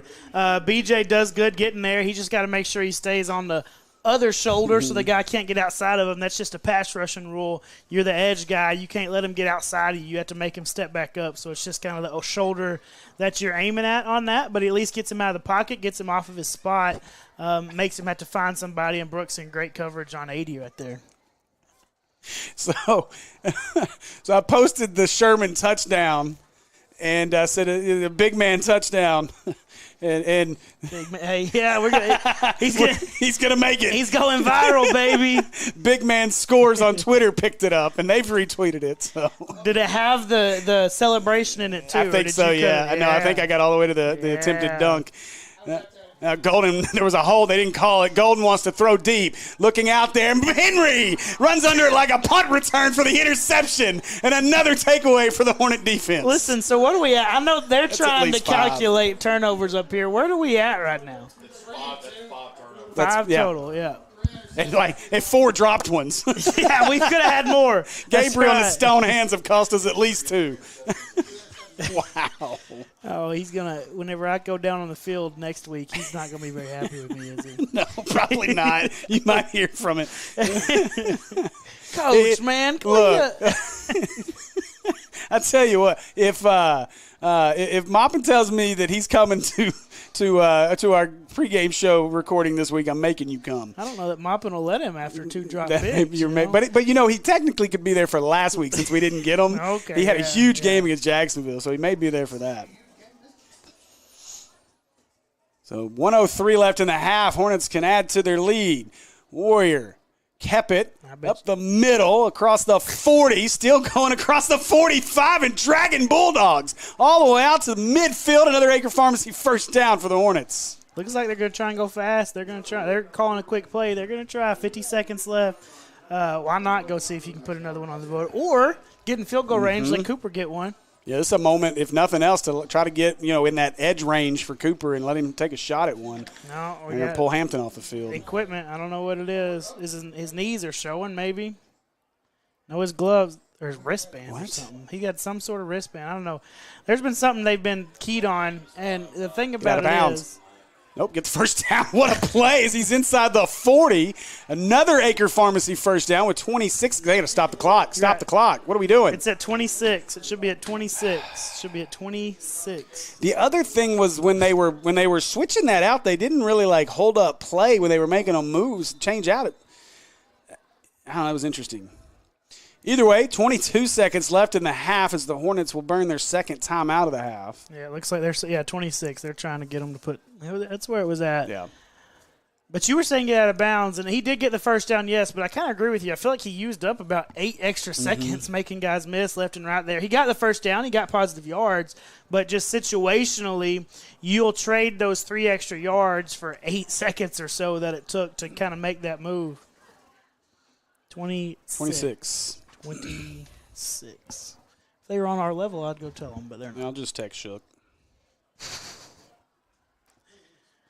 Oh, They don't have it. they saw it. They got somebody to see him now. Now they just got to get the right number. I just text Shook, so I'm trying to help the cause here. He's probably not even in there. Probably not.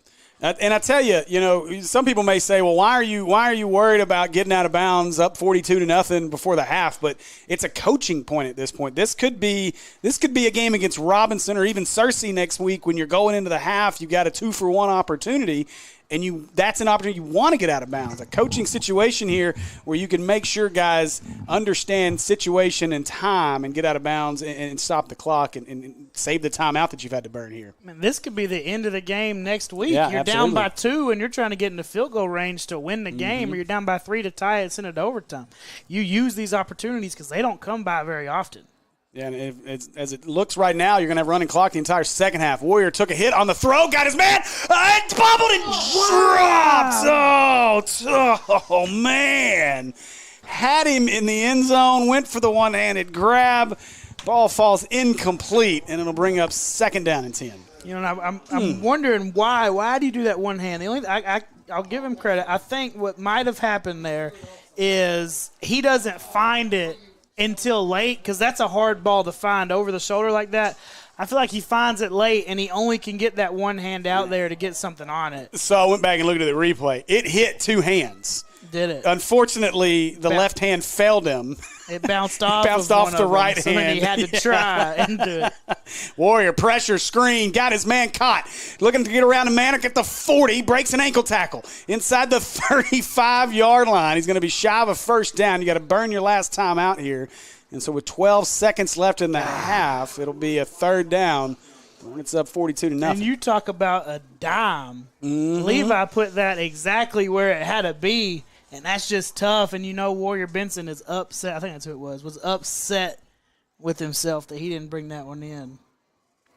Oh, he's got 2. And that's it just dot. Yeah, it's a beautiful throw. That's something we hadn't seen, right? And that was quick. Like, that wasn't like he took a long time. He gets a snap, he gets his drop, he lets that thing fly, puts air underneath it, puts it right where it needs to be, and just couldn't convert.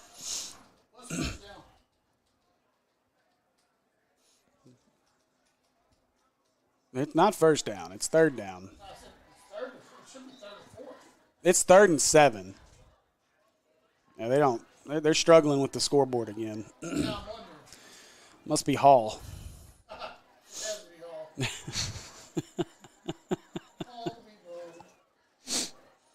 So 3rd down and 7.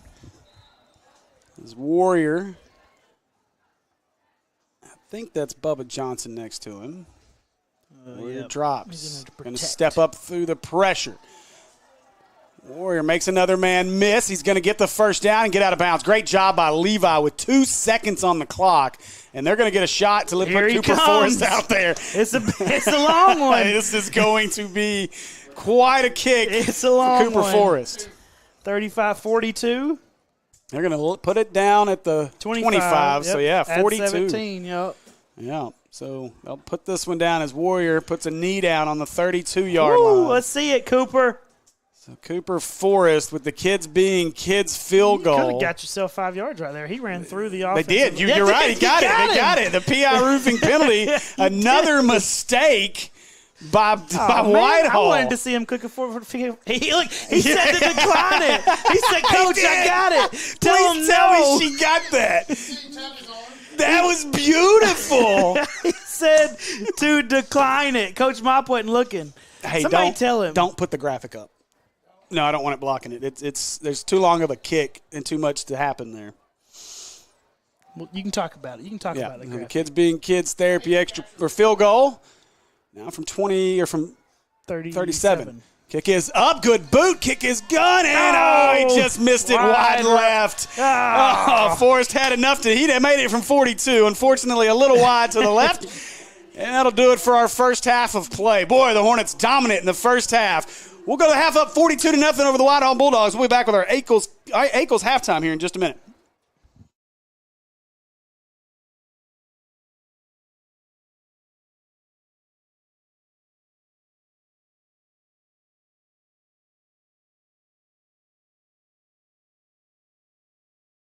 Eagles Flooring and Cabinets is pulling out all the stops for our whole enchilada sale. Take advantage of our store-wide savings on carpet, luxury vinyl, cabinets, and more. We're offering free take-up, free labor, free pad, and free furniture moving for all carpet purchases. Absolutely no interest for 3 years. And we'll pay your sales tax. At Eagles Flooring and Cabinets, we make it beautiful for less. When it comes to barbecue, there's no room for shortcuts. Count Porcula is committed to bringing you the very best artisan barbecue. We use only certified Angus prime brisket, tender baby back ribs, and delicious pulled pork. Our scratch-made southern sides feature classics like collards, beans, and house-made slaw. We don't stop there. With a variety of beers, whiskeys, and specialty cocktails, you can enjoy a drink with your meal or catch the game with friends. Count Porcula. Barbecue you can sink your teeth into.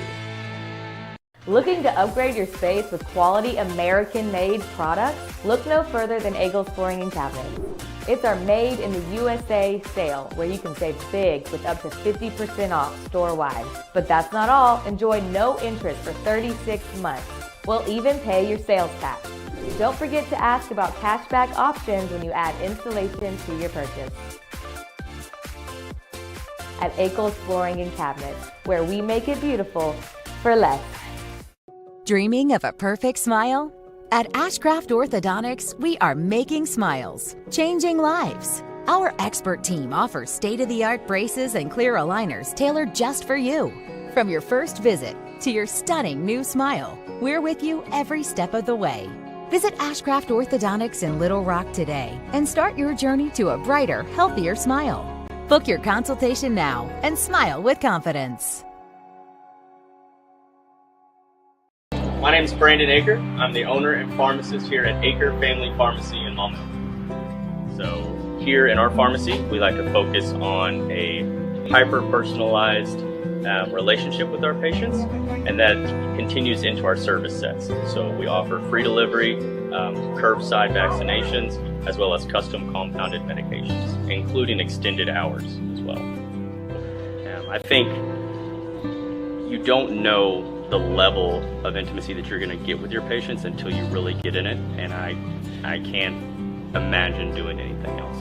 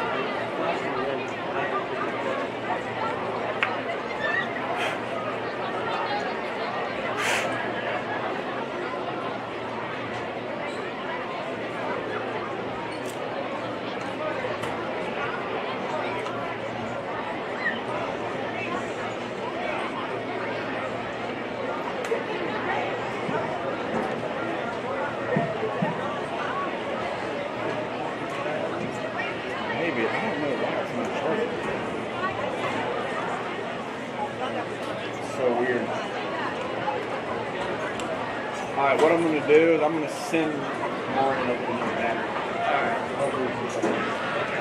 You see how I plugged it in? You just got to slide it up. You might have to push this thing back to put it in, but yeah. It's not much different. No.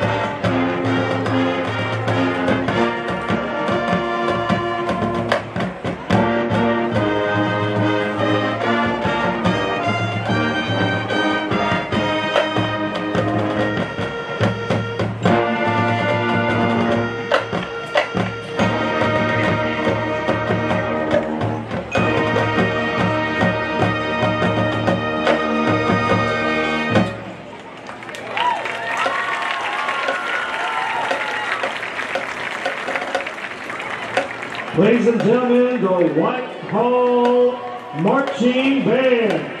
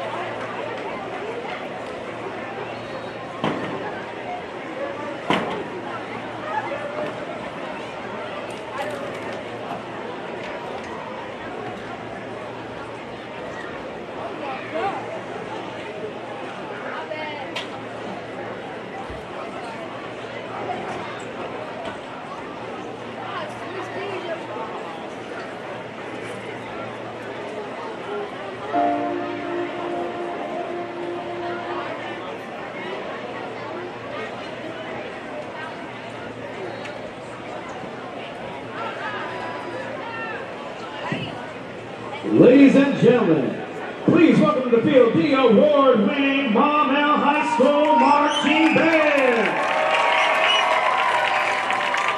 Tonight we'll be performing you our show, The Beacon of Hope. The band's journey as castaways finding their way home begins with the first movement written by Luke McMillan, followed by Bridge Over Troubled Water from Simon Garfunkel, and finishing up with How Far I'll Go from Disney's Moana. Drum major Emma Franklin, is your band ready? You may take the field.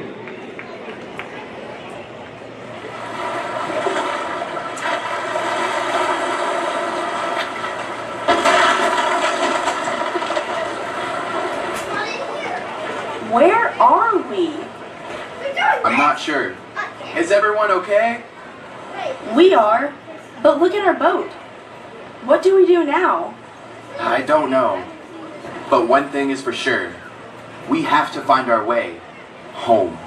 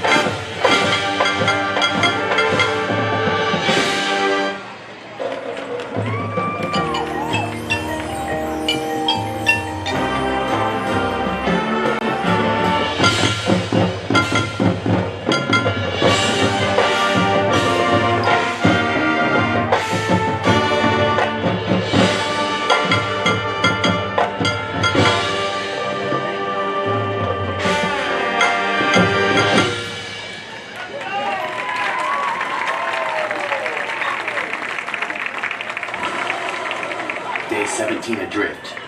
Not sure where we are, but I am thankful for the calm seas tonight. Maybe we can all get some rest.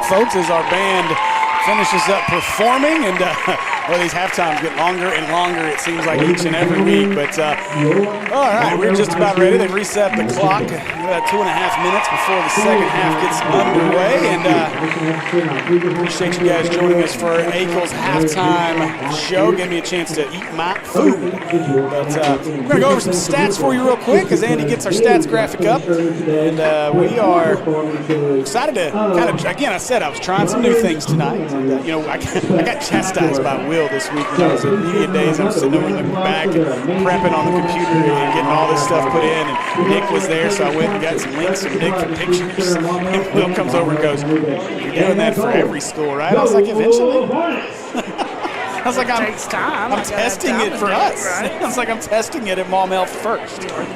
That's right. But appreciate you guys and working with me and playing along here as we put some new stuff up. Hope you guys enjoy the new graphics. But our stats up, and our total stats for this one in the first half. Total yards, yes, total offensive yards, 354 total net yards for your Hornets in the first half on just 32 plays. Whereas Whitehall, 143 total yards on 36 plays. So the Hornet offense was dominant in that first half defensively. And rushing-wise, total yards passing for the Hornets, 112, 109 for Whitehall rushing, 242 to 34 for your Hornets in that first half. 11.1 yards per play. It's getting a first down a play on offense, and you can't last for much more than that. 2 of 5 on third downs, not great. 2 of 3 on fourth downs, a pretty good percentage. So yeah, looks pretty good. Yeah, and you look 14 first downs to just 9 for Whitehall, 12-19. The time of possession pretty close, but the big number, the turnovers. 5 turnovers for Whitehall. That was 3 interceptions and 2 fumbles recovered, and released a fumble and led straight to points. But 12-19 to 11-41 total time of possession. Hornets lead at 42-0. When we look at our individual stats, Marshawn Wiley leading the way on the ground. Just 3 carries. You talk about the per play average. 3 carries, 106 yards. He's averaging 35.3 yards a touch. Guy, you probably want to give the ball to him a couple more times. Yes. So 35 for 106. And then your leading receiver in this one, Jackson Hampton, 1 catch, 52 yards, and a touchdown. Our leaders and everything. You've only touched the ball a couple times. Yeah, well, and then you look at Levi. Levi has 6 carries on the night. He's your second leading rusher for 83 total yards. You take the sacks out of that, the negative yardage, you get 96. And then on the receiving side, to round that out, 2 catches for Bubba Johnson for 20, and Marshawn Wiley had a catch for 13 and a touchdown. So that's your stats for your Hornets in that first half. Colin Davis led the way rushing for Whitehall's the only person to actually tote the ball. 8 carries for 34 yards. There's no touchdowns. Wyatt Golden that first half, 9 out of 28. 3 interceptions, no touchdowns. Chris Joe, 4 catches for 60 yards. Edwards, 2 for 34 before being injured. And then Bitely had 2 for 16. So here we go. Akel's second half kickoff. Return across the 45 over the midfield stripe is Hampton. He's going to be drugged down at the 44-yard line. And the Hornets will start this possession, the first possession of the second half in Whitehall territory. The last thing to highlight is 7 out of 12 passes, completing over 50%. If you're a 50% completion percentage, that's pretty good, especially for a team that struggle to throw the ball. So even though it's only 112 yards, 7 or 12 overall, it's not too bad statistic. I jumped back over to our comments. I hadn't been over there a minute, and Noga's over there talking about Coop was nailing him from 35 in the indoor this week, and he did didn't wait till the hands go up. He thought he made it. Well, pop pass. Henry makes a man miss. We're going to get a PI roofing penalty. He's going to bring all this back as Henry cuts inside the 35 down to the 32-yard line.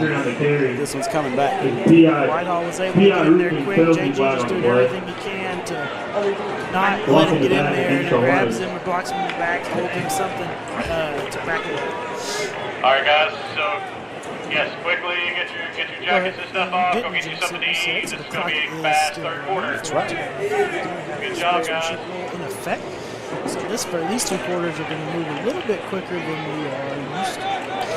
I just need to do this for every game. Expect a nice, tight, close game. And you get a blowout. Because when I expect blowouts, you get a nice. See, the last 2 games I thought we'd for sure get to the worst. One week, didn't last. Driving in, I was like, we're going to have probably a pretty good game.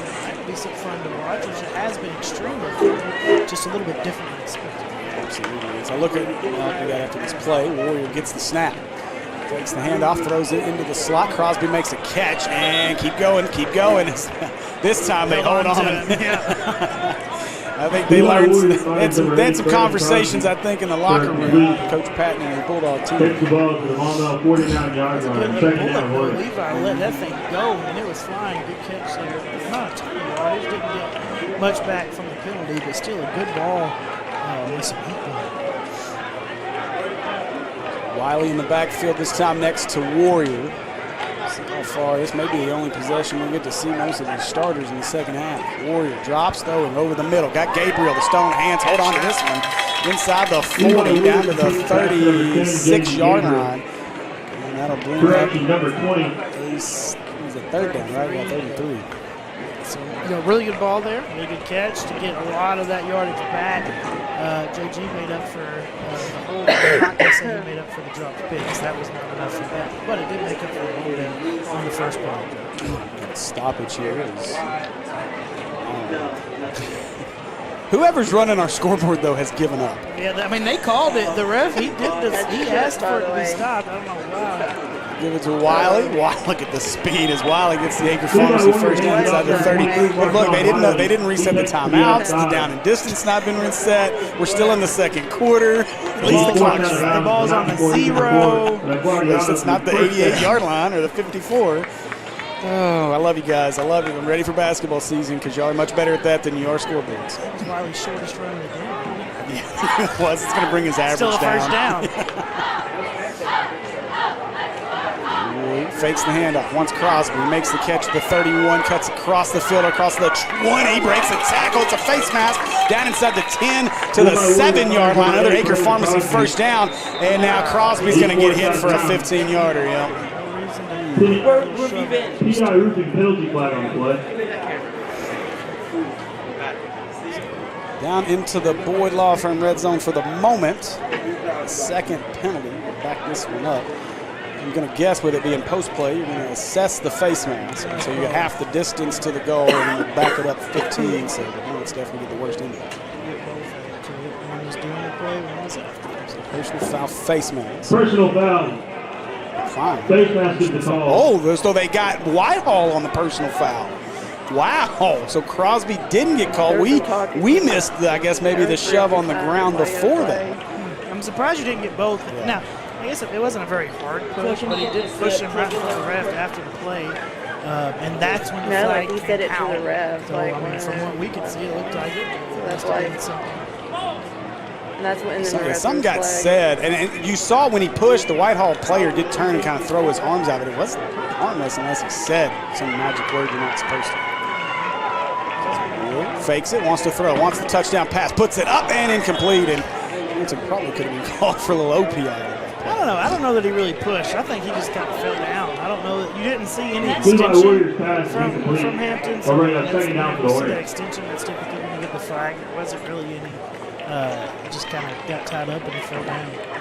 Well, Parker, you're looking ahead to that matchup on Thursday, Halloween night against Lakeside, or maybe they're just tired of beating people by 50, but they're in what is a close one for their terms, and they're only up 28-0, so they're getting close to the fourth. Warrior kept it. No, Bubba got it. Now, dang, he's guessing at this point.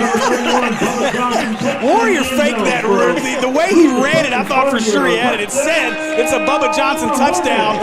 The Hornets add to their lead and make it 48-0. And let me be the first to apologize to Bubba Johnson. Somebody has the football and they're running with it.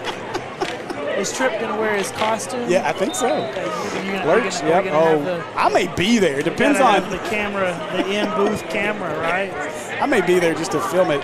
I did set myself up to do color for that game, but that is Halloween night too, so I'm probably going to take the children trick-or-treating. If you can't get it Forrest forgot he's got to kick it. His leg's so tired from kicking extra points. Back out there for a Kids Being Kids Therapy extra point is Cooper Forrest. He wanted to delay a game, so they back him up. And that one did get blocked, so they finally got one. This big 52 came through there and knocks it down. Next point is no good. That brings the score Maumelle Hornets 48. Protect that kicker now. He should be coming off the edge that quick. Maybe they're just surprised, because last week every kick was like half the team moved. So it didn't look great. It was weird last week on both sides of special teams. Didn't see a ton of effort on special teams last week on either side. Parkview, 2:12 left in the third is an extra point. It looks like there's a flag. As of now, they're a point away from putting Rutland in the mercy. That's fine. That's and Parkview. I mean, us and Robinson. It's going to be a mercy rule. Mills up on Hall. 6:26 left in the ball game over there. They're up 41-0. That's Jonesboro. That one was mercy rule. It is. Seven Hills scoring points. It's 49-20. Game's in the fourth with 11 minutes to go. Jonesboro's Jonesboro's about to score again. What you're saying is every game on the night this week. It is. So for Eichel's kickoff is Forrest puts a foot into it. Unfortunately, there's only one that is on the wrong side.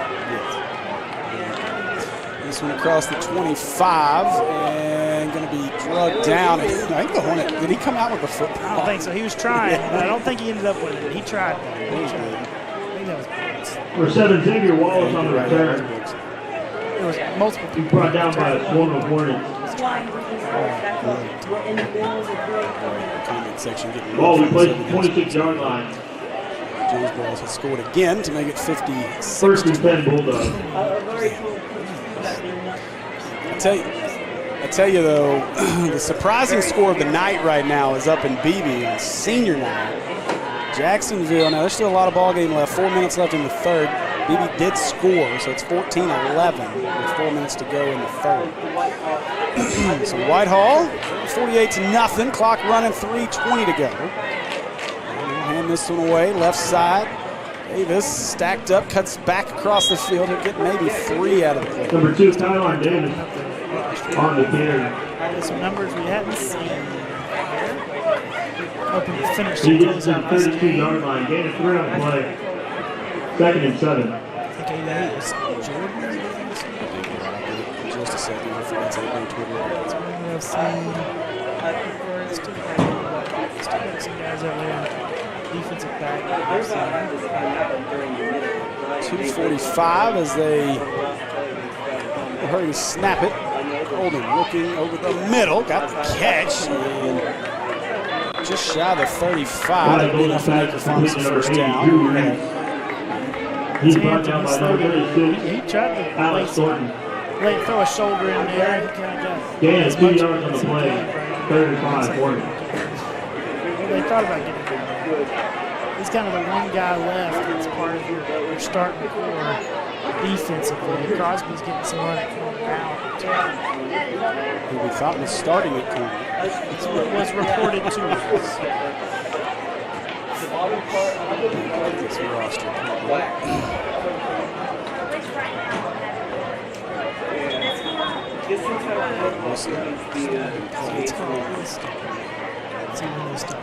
Stop it on time.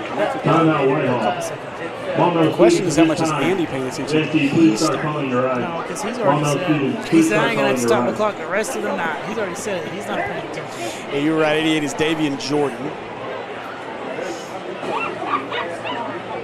Timeout. The one way we can stop the clock now. You can tell who's just stopped paying attention. Kyle's already got his story written up there. He needs a couple quotes and the final score. Eric, he's working, I promise.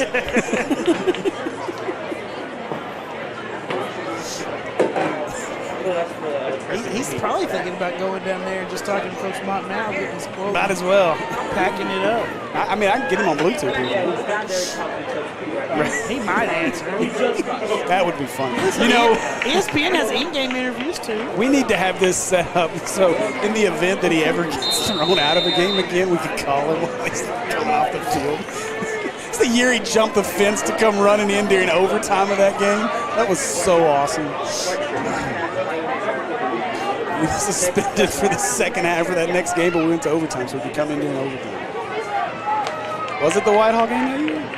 Trying to set up the screen, and Hornets are all over that play. Bring up 4th down.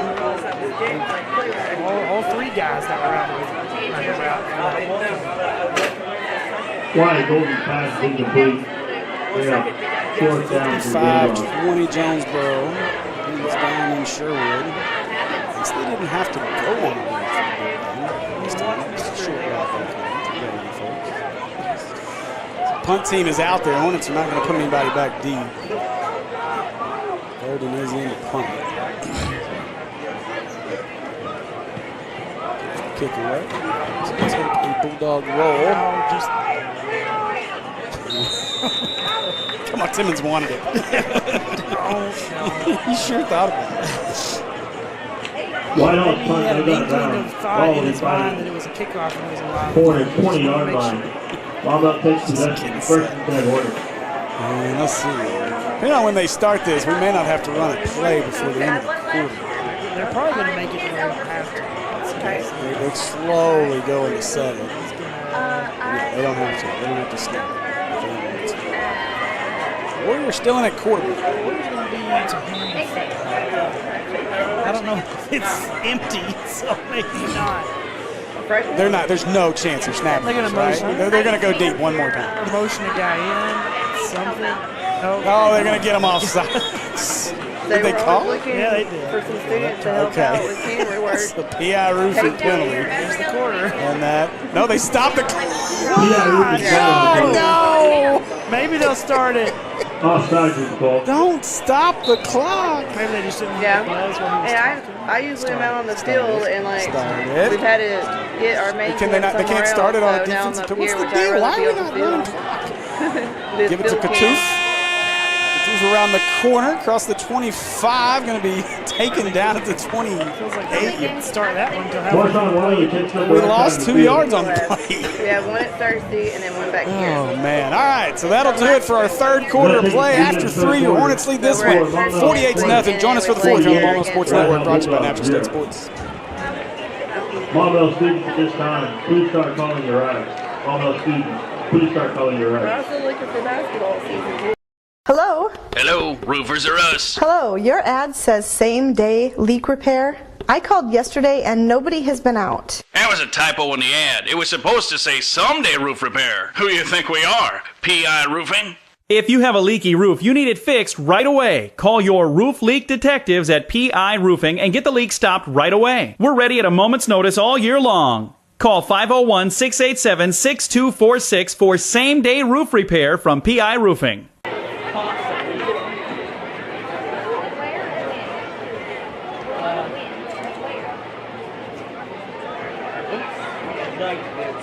All right, welcome back, folks, here to Hornet Stadium as we start our 4th and final quarter of the evening. It's up 48-0. Yeah, sure, come on, need to go pay attention. Oh, don't. We can't even start the clock. That's fine. There's no reason. We're going to call this young man's name a lot. Katouf out across midfield. 40, 30, 20, 15, 10, 5, 4, 3, 2, 1. Give him 6 as Katouf gets the touchdown. You've said it all year and it hasn't happened. Well, that puts us over half 100. We missed the extra point last time.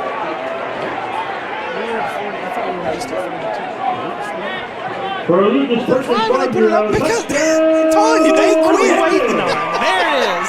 Jeez.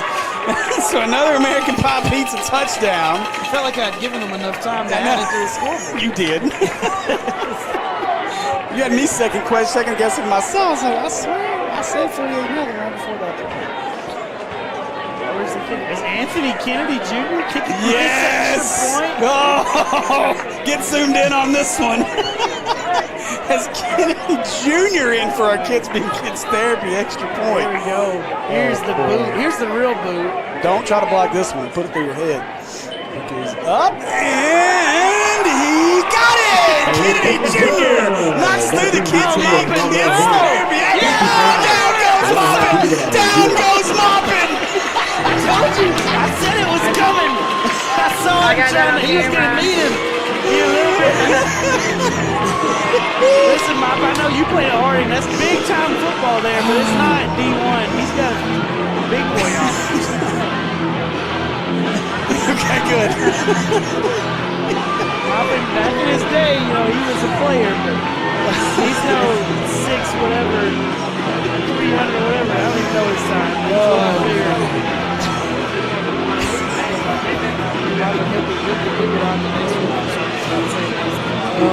man.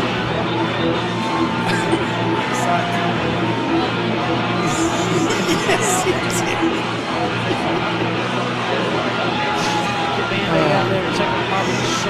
I'm just practicing my boxing calls. Oh, man. Oh, Ronnie Harrison comments, asks what's wrong with the Bulldogs. They got rings.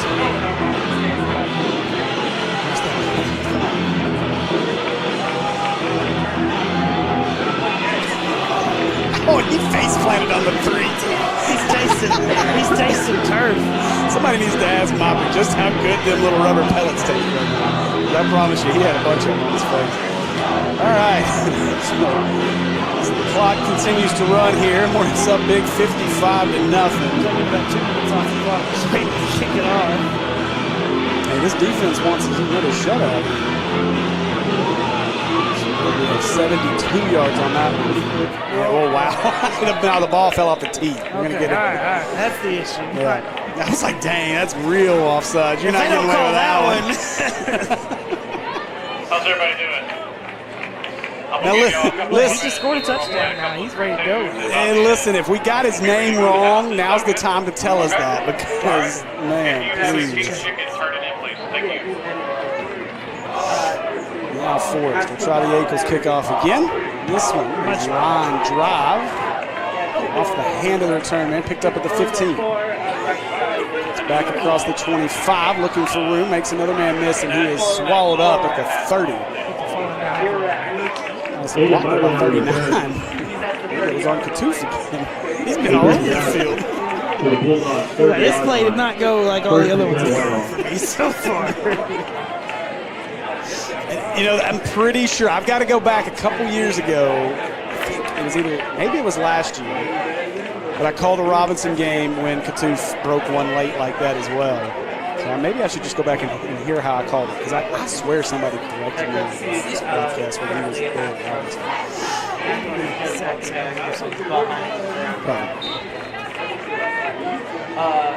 End of the box. Completely end of the box. So right Hall. Looks like Golden's still out there. The snap, hands it away up the middle. Breaks a tackle out across the 35. Some gain there. Number 7, Xavier Wallace on the carry. 6. 2nd and 4, Bulldogs. Second down and 4.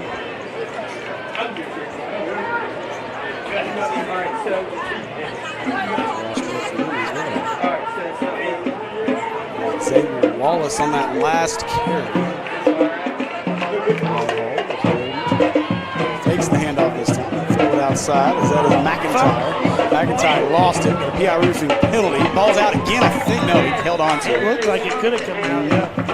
His foot got stuck. Tim Timmons, his foot got stuck underneath the guy. We're going to get a hold of him here. PI Roofing penalty to back things up.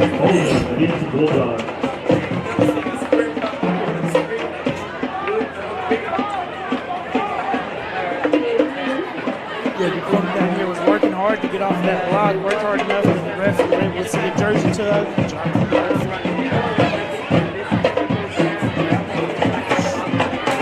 Back this one up 10, negating the play there. White House. Second down.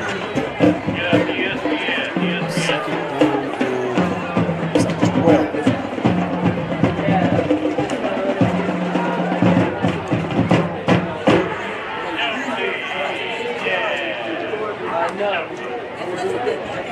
Oh, in the backfield. No, they faked it. And boy. getting fooled by those all night long. The red team wide, Golden. Somebody got hit, though. Yeah, it did. It was Golden who kept it. He's brought down at the 27-yard line. Glad he sold that fake. He didn't take Third it. down, Bulldogs.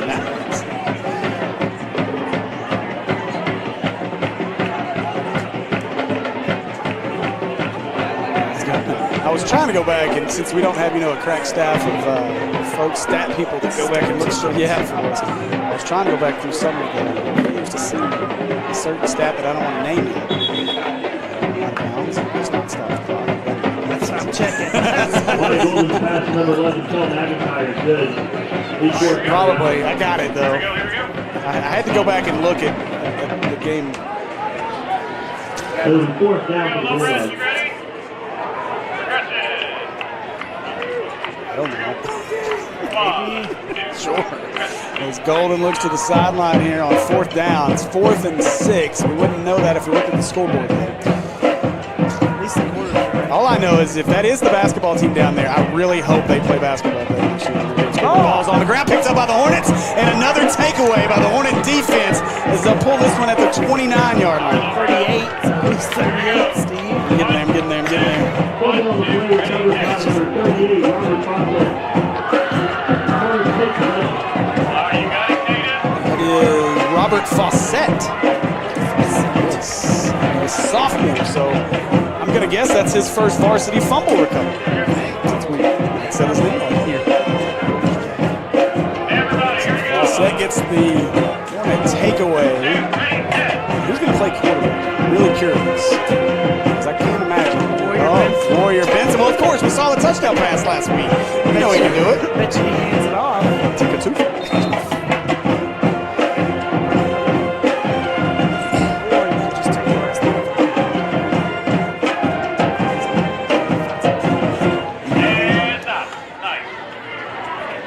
Benson gets the snap, hands it away. Katouf, 30.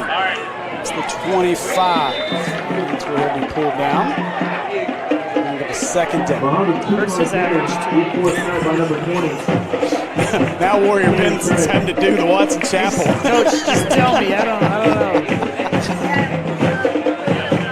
Just give it to him. That's it. That's all you got to do. Just hand him the ball. Keep it the same play every single time. Inside.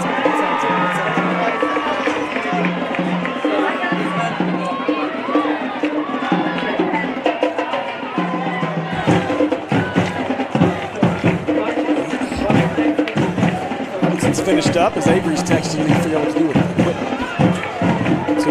On the right side, stutter steps and he's stacked up inside the 25 to the 24-yard line.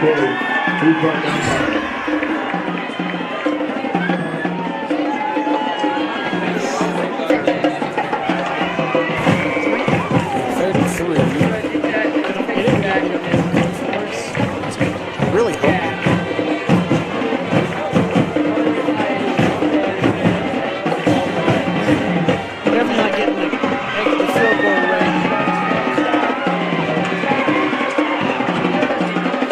As the clock continues to run.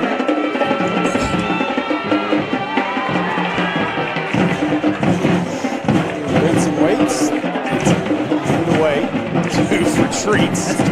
Treats going. Treats again. And now bounds at the 32-yard line. Back behind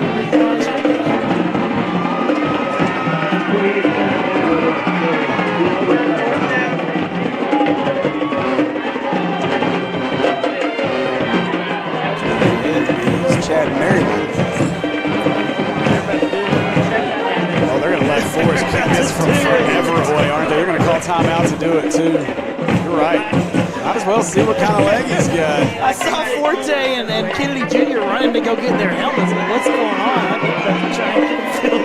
This will be about 48 yards. But they're going to have to, I don't know, they're going to have to do it in a hurry because by the time that'll stop the play.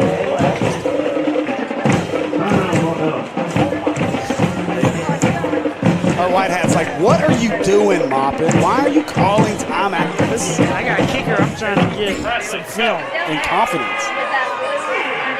Oh, 48. I don't know how much more confident can you get.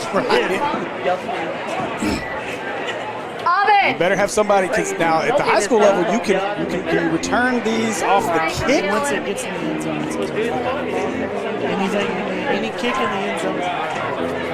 He was looking at me like. So let's see. You know, in high school, that 10, 15, whenever I was in high school, Dardanelle, they had a really good kicker. They never punted the ball. They kicked a field goal each time, and then it works just like a punt. So they lined up in field goal every time they wanted to punt, and they attempted a field goal. The ball and where we were. Makes sense. All right, so here we go. Cooper Forest with Kids Being Kids Therapy field goal from 48 out. High snap, gets it down, kick is up. Line drive. Oh, he misses it just short. Forest needed about 6 yards or so. I needed less than that. It looked like it landed at the base of the upright. He was close. I'm about to say 44-45, and that one's probably going to go through. So. Mom! What are you doing? All right, Brad. Better not give a touchdown. Look up!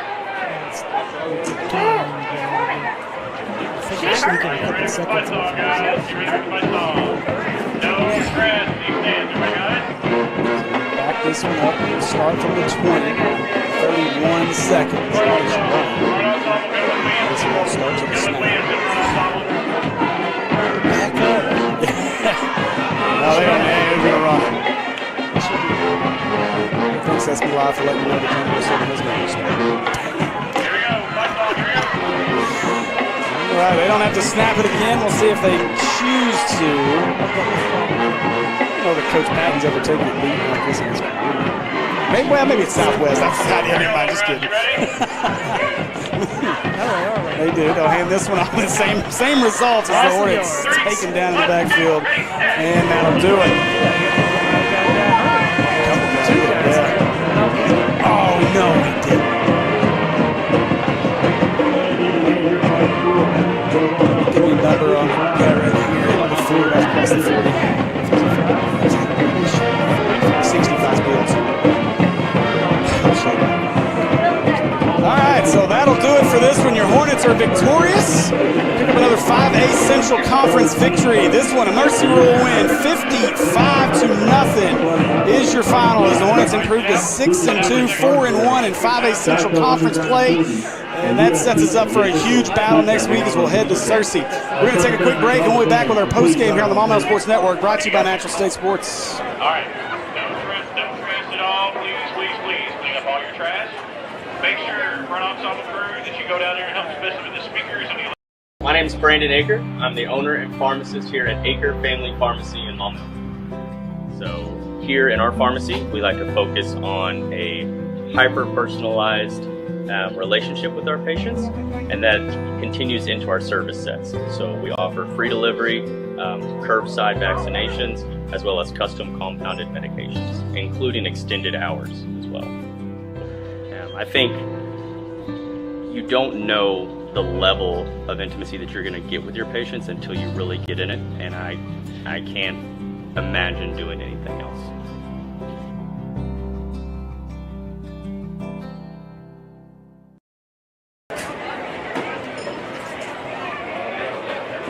Dreaming of a perfect smile? At Ashcraft Orthodontics, we are making smiles, changing lives. Our expert team offers state-of-the-art braces and clear aligners tailored just for you.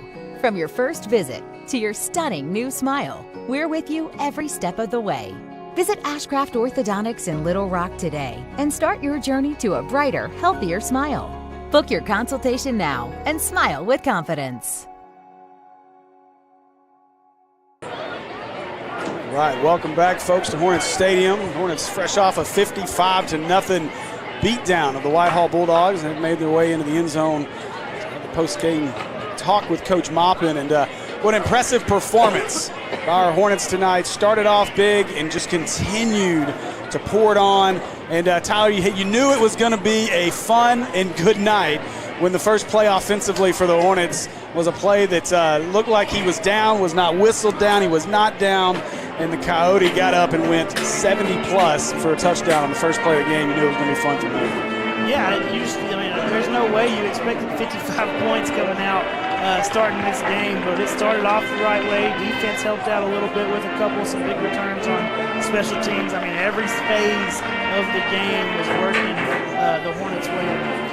The Hornets just continued to pour it on. We'll get stats from Jim Ashley. I have to share those later, so we're not here too terribly late. I know we want to get out of here. It's a nice little early night. So, but again, we appreciate you guys joining us. And, the stat that I really wanted to go back to, though, it was what I was trying to research there towards the end of the game, that is 8 straight shutout quarters now for the Hornets going back to the Watson Chapel game. Watson Chapel did score a touchdown, that long touchdown, one-handed catch late late in the game. Was the only score. That was in the fourth quarter. They scored 6, but the Hornets have not allowed a point since then. So that's something Coach Maupin can really go and really reiterate to his team. His defense continues to play dominant. But I think, again, the most impressive thing here tonight was the offense did exactly what we've asked for all year long. They started fast, and they continued that fast start and continued pouring it on. Defense played big with big turnovers. This was just an impressive all-around performance by the Hornets. And really, the only downside, and it's not a downside because you were doing it to see what you had, was the missed field goal there by Forrest late. But, I mean, a 48-yarder on that one. So, again, special teams. You won all 3 phases of the game in this one tonight, and that's exactly what you want out of this team as you go down this last 2-game stretch, which is going to be a tough one with Searcy and Robinson to finish things out. Yeah, you won all 3 phases by a long shot. Wasn't close on any side of the ball. And, again, you said it offensively. I mean, that's the thing. You wanted to make sure you get rolling, and that's just can you keep that going. I think you're going to build some confidence now, obviously, on the offensive side of the ball that you hope that you can continue in to the next 2 games. We'll jump over here to YouTube real quick. I'll get you some updated scores. I actually really want to see an update from the BB game. The rest of them are now. We already know what happened to those. So with 3:35 to go in the ball game there, Jacksonville now trails. BB has taken the lead. It's 18-14. I believe that's Jacksonville ball, but they're both wearing uniforms that could be either team right now. No, and BB's got it. Yeah, BB's got the ball at the 20. So looks like BB may survive that one. And then, of course, just to get scores, Robinson takes down Searcy, 49-14, the final in that one. Jonesboro, no problems with Sylvan Hills, 55-26, the final in that one. And then over at Little Rock Hall,